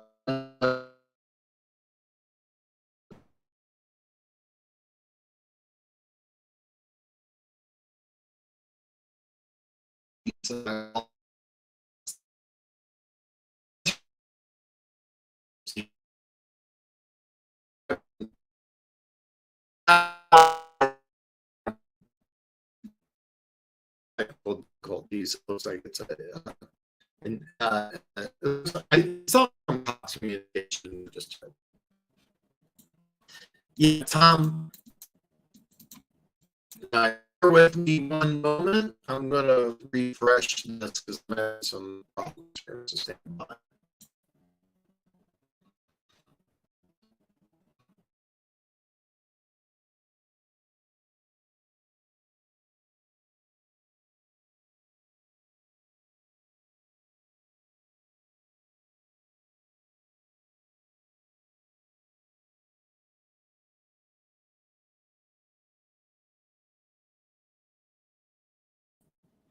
All right, sorry guys.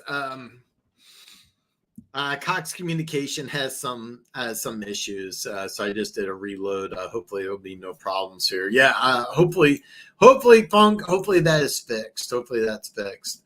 Yeah, Tom Holland and I liked it. So I really like Tobey Maguire. It was funny because I had a buddy of mine just said he hated him, and I'm like, I kind of joked around with him. I was like, what did he beat up? He steal your girl from her? I don't know why he just didn't like him. Anyhow, yeah, Tom Holland, phenomenal. I was ready to like hate on the guy, like, oh no, you're not as good as Tobey Maguire, but no, the Spider-Man movies are really good. The Rams playoff game last year is a perfect example. Goff was 22 out of 22 when protected, 9 dropbacks. He was pressured. He went 0 out of 5, 3 sacks, and a really bad two-handed fumble. Yeah, and you can take an average quarterback, put him behind a really great offensive line, and he's going to be good. Maybe top 10 good, maybe really good. And that's kind of the problem with the Dallas Cowboys, is that the Dallas Cowboys may have this great offensive line.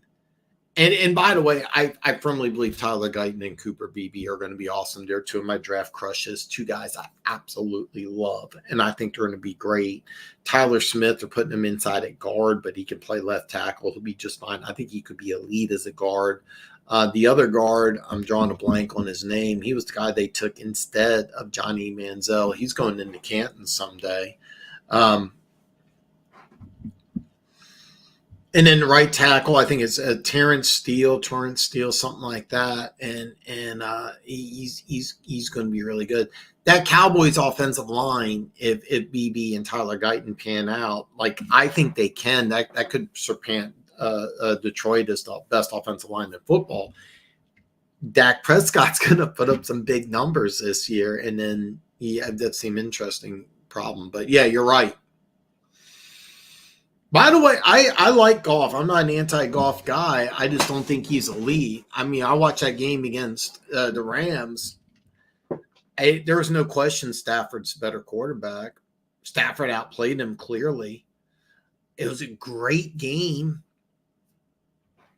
Detroit had a better team, especially that offensive line.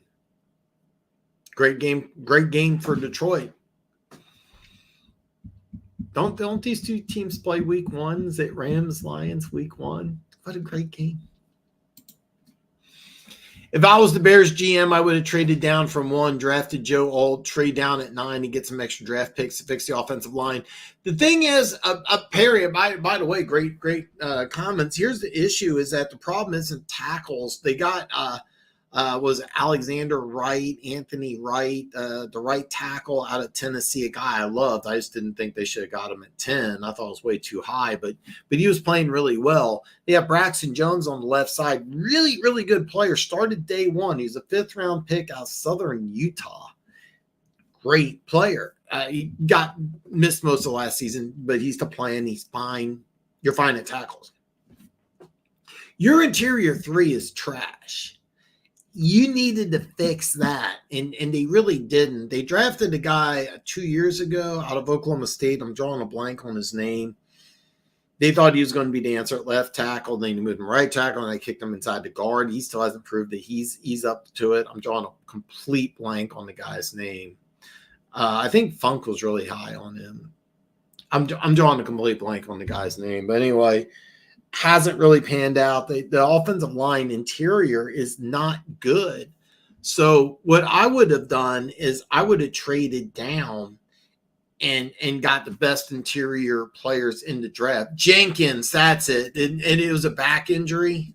Yeah.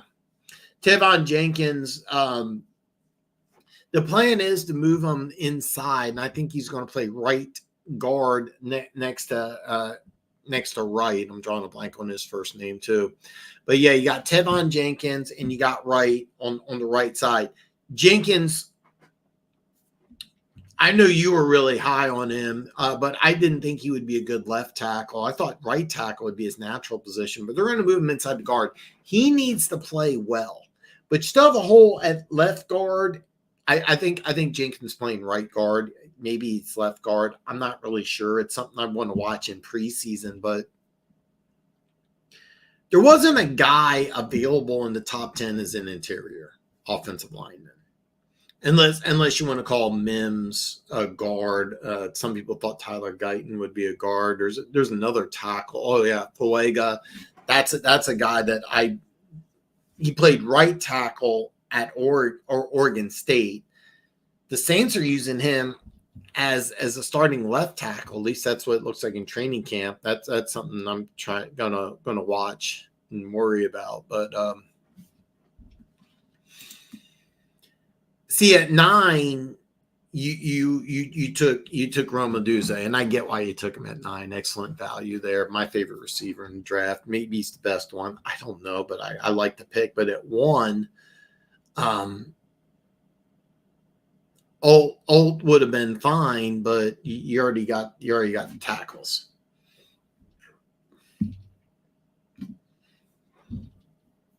Christian Haynes, I think, went in the 2nd or 3rd round. He was a guard out of UConn. I was really, really high on. I think he went in the 2nd or 3rd round to Cleveland.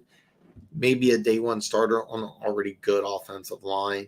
Dominic Pena, 3rd round pick from San Francisco, probably going to start. That would have been another guy that you could have drafted. Cooper Beebe, who I think is going to be the starting center sooner or later for the Cowboys. That's another guy would have been day 1 starter on the Bears offensive line. Put him with Jenkins, but yeah, so that's what I thought he would be better. I started him on the left side. He really struggled. I thought he'd be better on the right side. They want to move him inside, and so far it's just been a disaster. And you're saying it's due to injury, because I know you were really high on him. I thought right tackle or inside, if it works. Now, here's the deal. If you get a guy that could be a stud, because I think it's Anthony Wright. They're really high on Anthony Wright. And if you get and Braxton Jones is your left tackle, and you got your tackles and you nailed one of the guards, it's easy to get another guard in the center. You may be able to trade for somebody mid-season. Somebody may get cut, maybe a cap casualty. There's a lot of things that could happen. Then you have some chance at being successful if you're the Bears, because the defense is going to be good. I just think that offensive line is going to be a disaster. And I don't know. But yeah, you're right. At Oklahoma State, he was really good. The problem is at Oklahoma State, and this is true for all the Big 12 teams, the defense is really lacking in the Big 12. Especially now that Oklahoma and Texas are leaving and joining the SEC. That's another thing, is that I'm looking forward to college football. Texas goes to Ann Arbor week 2. I don't know when that game is, but I'm going to make sure I watch that on my DVR. That's going to be a fun game. But I had some concerns because, you're not going against the same caliber defensive linemen that you are in the SEC. But we'll see what happens, because Jenkins does pan out and he ends up being a stud guard, and you can fix those other 2 offensive line issues. Then Caleb Williams has a chance to be successful because he's got receivers. But Jenkins he's one of those guys who looked great at Oklahoma State. We're going to have to find out. It's not that I don't think Worthy. I just think there are better options at the board at the time. I really think that the Bears fumbled the whole thing. I mean, getting rid of Fields for a 6, that can be a conditional 4th. That's just a big mistake. You got all the tools in place for a great defense. I thought the Montez Sweat trade at the time was bad, but then he comes in, he plays lights out. You sign him to a long-term deal. Great. You got some young defensive tackles. You got you're able to keep your corner. I'm drawing a blank on his name. Yeah, you lost Eddie Jackson. Great signing for the Ravens, by the way. But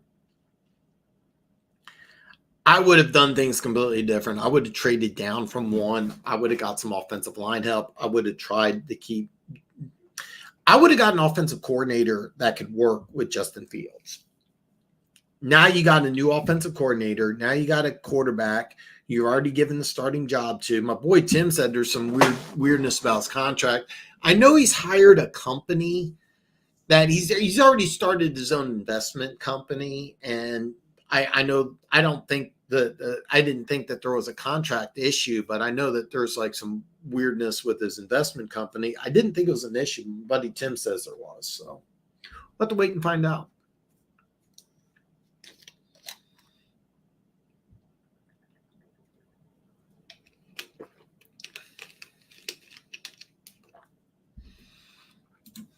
Yeah, this is kind of also, I talked about the Big 12. This is also the reason why I think Shadir Sanders is going to be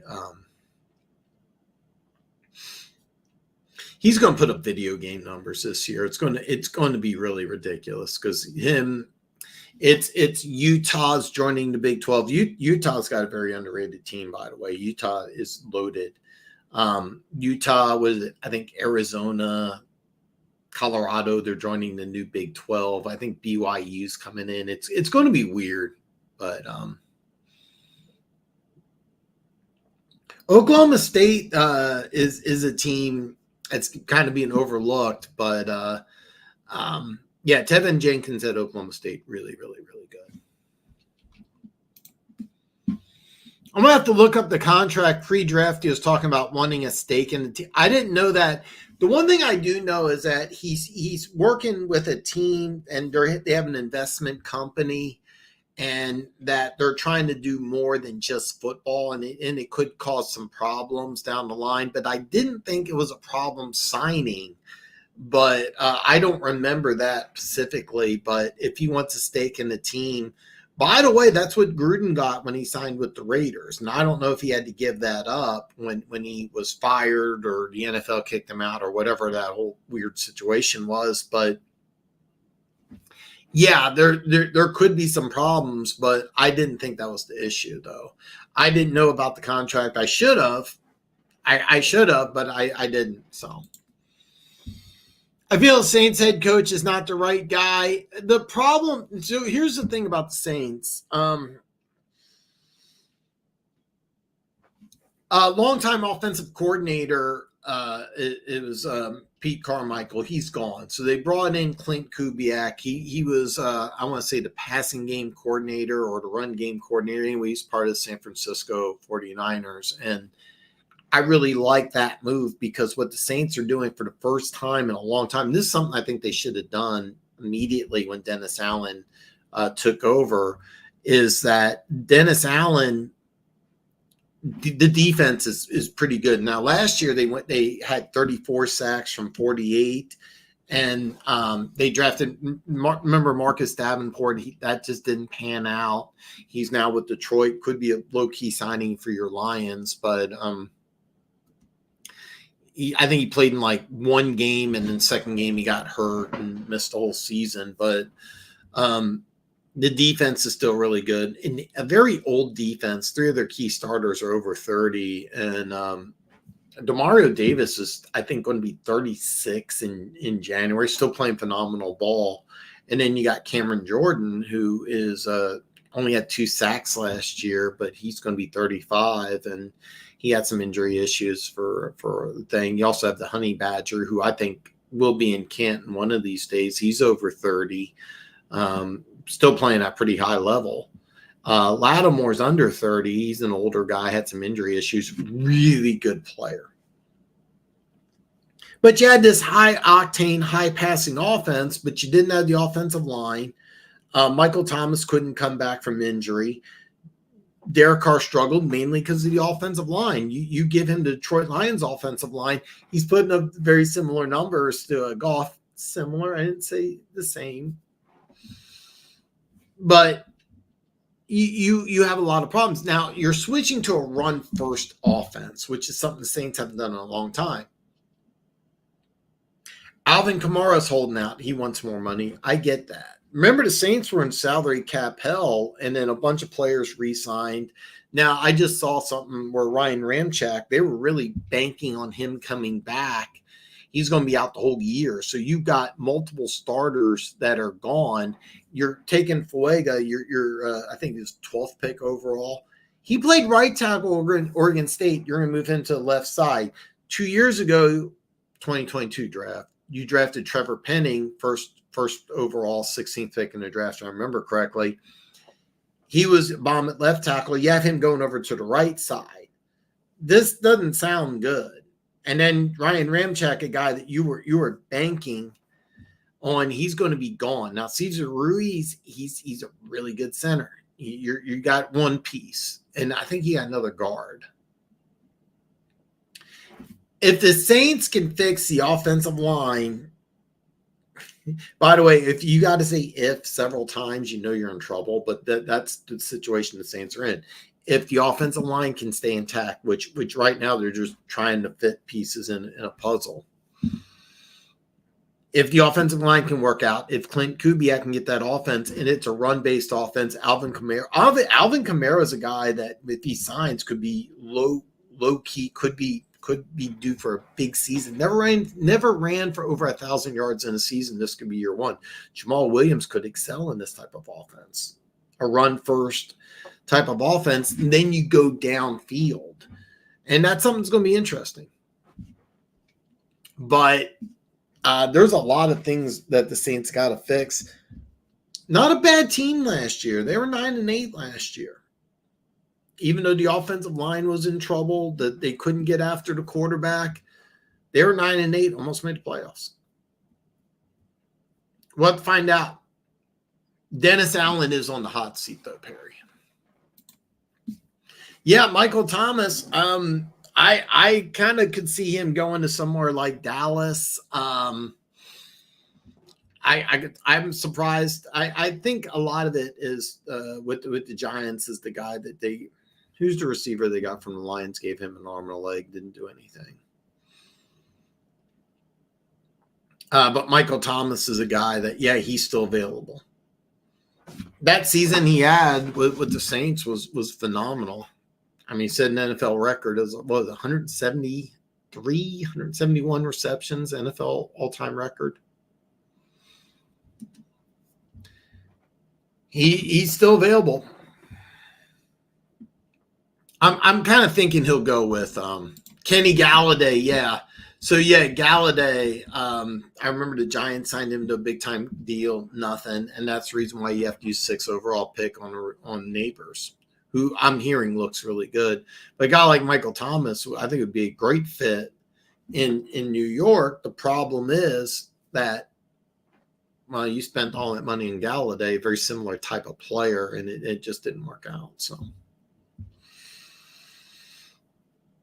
guys, I had some notes on some preseason things I wanted to watch happen, but I was really hoping to have more of a Q&A, which we did today, and I feel good about it. I'm going to keep my notes here but I'm going to use it for another day. I'm going to wrap up here. There's a few comments I starred here. I wanted to get back to it. Perry said about the offensive line and our pass rush. You got to be happy with Hutchinson. BJ Reed or BJ or DJ, I forget which one. Nice addition to the defensive line. I forgot about your 3rd round pick out of Western Kentucky, drawing a blank on his name. He's a guy I think that could be an impact guy. You get James Houston coming back. I really wanted the Lions to draft another guy early, and it didn't happen, but you got a couple of corners I think are going to be really, really good. You also said Parsons' value is higher than Lamb. That's an excellent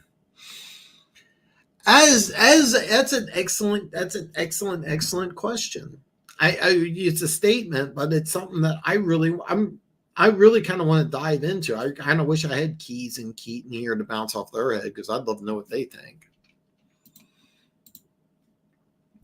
And Corey, a.k.a. the Red Sea, says, trust me, if Kingsbury runs the offense, the Commies will be in deep trouble. I think that he's a great fit for the offense there in Washington. I think he's a great fit for Jaden Daniels.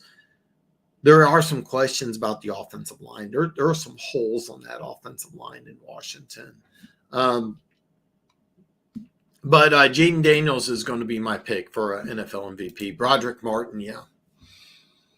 Yeah, there's some good things on that Lions defensive front. But, yeah, Marcus Davenport, by the way, if he pans out, if he stays healthy, he could be a double-digit sack guy very easily. I always liked his game, and it's just he can't stay healthy. That's the only problem. So that's all I have for this week here. Thank you for tuning in. Thank you for joining. I apologize. The videos have not come out yet. I will have them coming out. Ideally, they'll be out Tuesday. There's a possibility it'll be Monday, but the videos will be coming out. Social media links are below. I'm back on Facebook. I've had some problems with them, but I have a personal Facebook. You can look up. It's Daniel Andrews, but I don't have a picture or anything up yet. I just added some family members, and that's about it for right now. I don't know how much I'm going to integrate that into the channel since they canceled my page when I was just posting videos, and it was kind of frustrating. I just found out Twitter is not letting me post on live stream unless I sign up to pay the $7.99 a month or whatever, and I really don't want to do that because I have to sign up for the Sunday Ticket, Netflix. I might have to sign up for Prime. I'm planning on not doing it, but we'll have to wait and see. And then I'm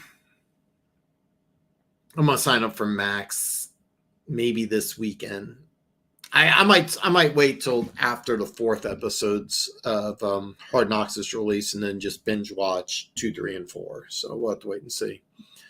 And by the way, Perry, I think it goes year to year between receiver and pass rusher. But I just look at that Tyreek Hill trade, 2 number ones and a lot of draft picks. And can you get that for Parsons? I think you could, but that's a great question though. Parsons or CeeDee Lamb, which one has the higher trade value?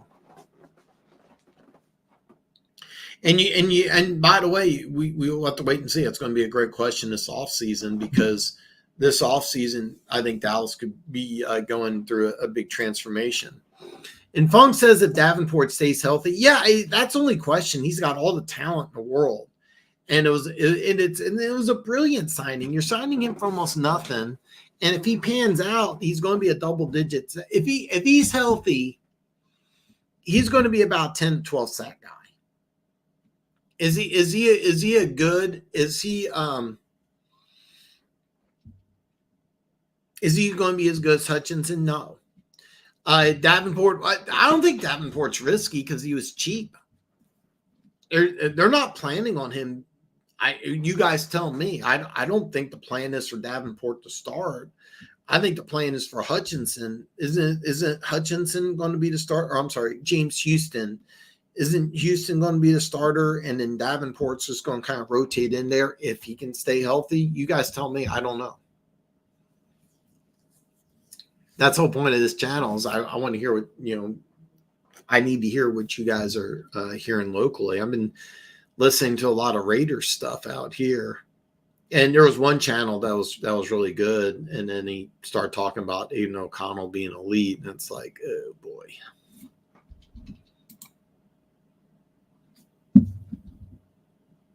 I did not know he was a $10.5 million cap hit. I thought you signed him for like a $3 million deal. I didn't know that. I know that he cost the Saints. It was like 10 or 12 million last year, but I didn't know he was a $10.5 million cap. So yeah, that I didn't know that. I should, but I didn't. But no, I didn't know you signed him for that much. So I'm going to end on being wrong about Davenport because I didn't know he signed for $10.5 million. But if you sign for $10.5 million, he should be a starter. But if he does pan out, you get a really good player. I really liked him. I think he came out of the University of Texas, San Antonio, small schools. It was either that or Troy. I remember coming out, he was compared to DeMarcus Ware, who came out of Troy, and he, very similar athleticism, size, length. It's just he can't stay healthy. It's a lot of money. Maybe sign Brandon Aiyuk. So, but anyway, guys, social media below, the BetUS link. Get up to 125% on your first 3 deposits. That's below. Have a great weekend, and hopefully the video will come out on Tuesday, maybe Monday. I apologize, I haven't come out yet. I will have all 8 divisions coming out before the season starts. Have a great weekend. I'll see y'all back next Friday.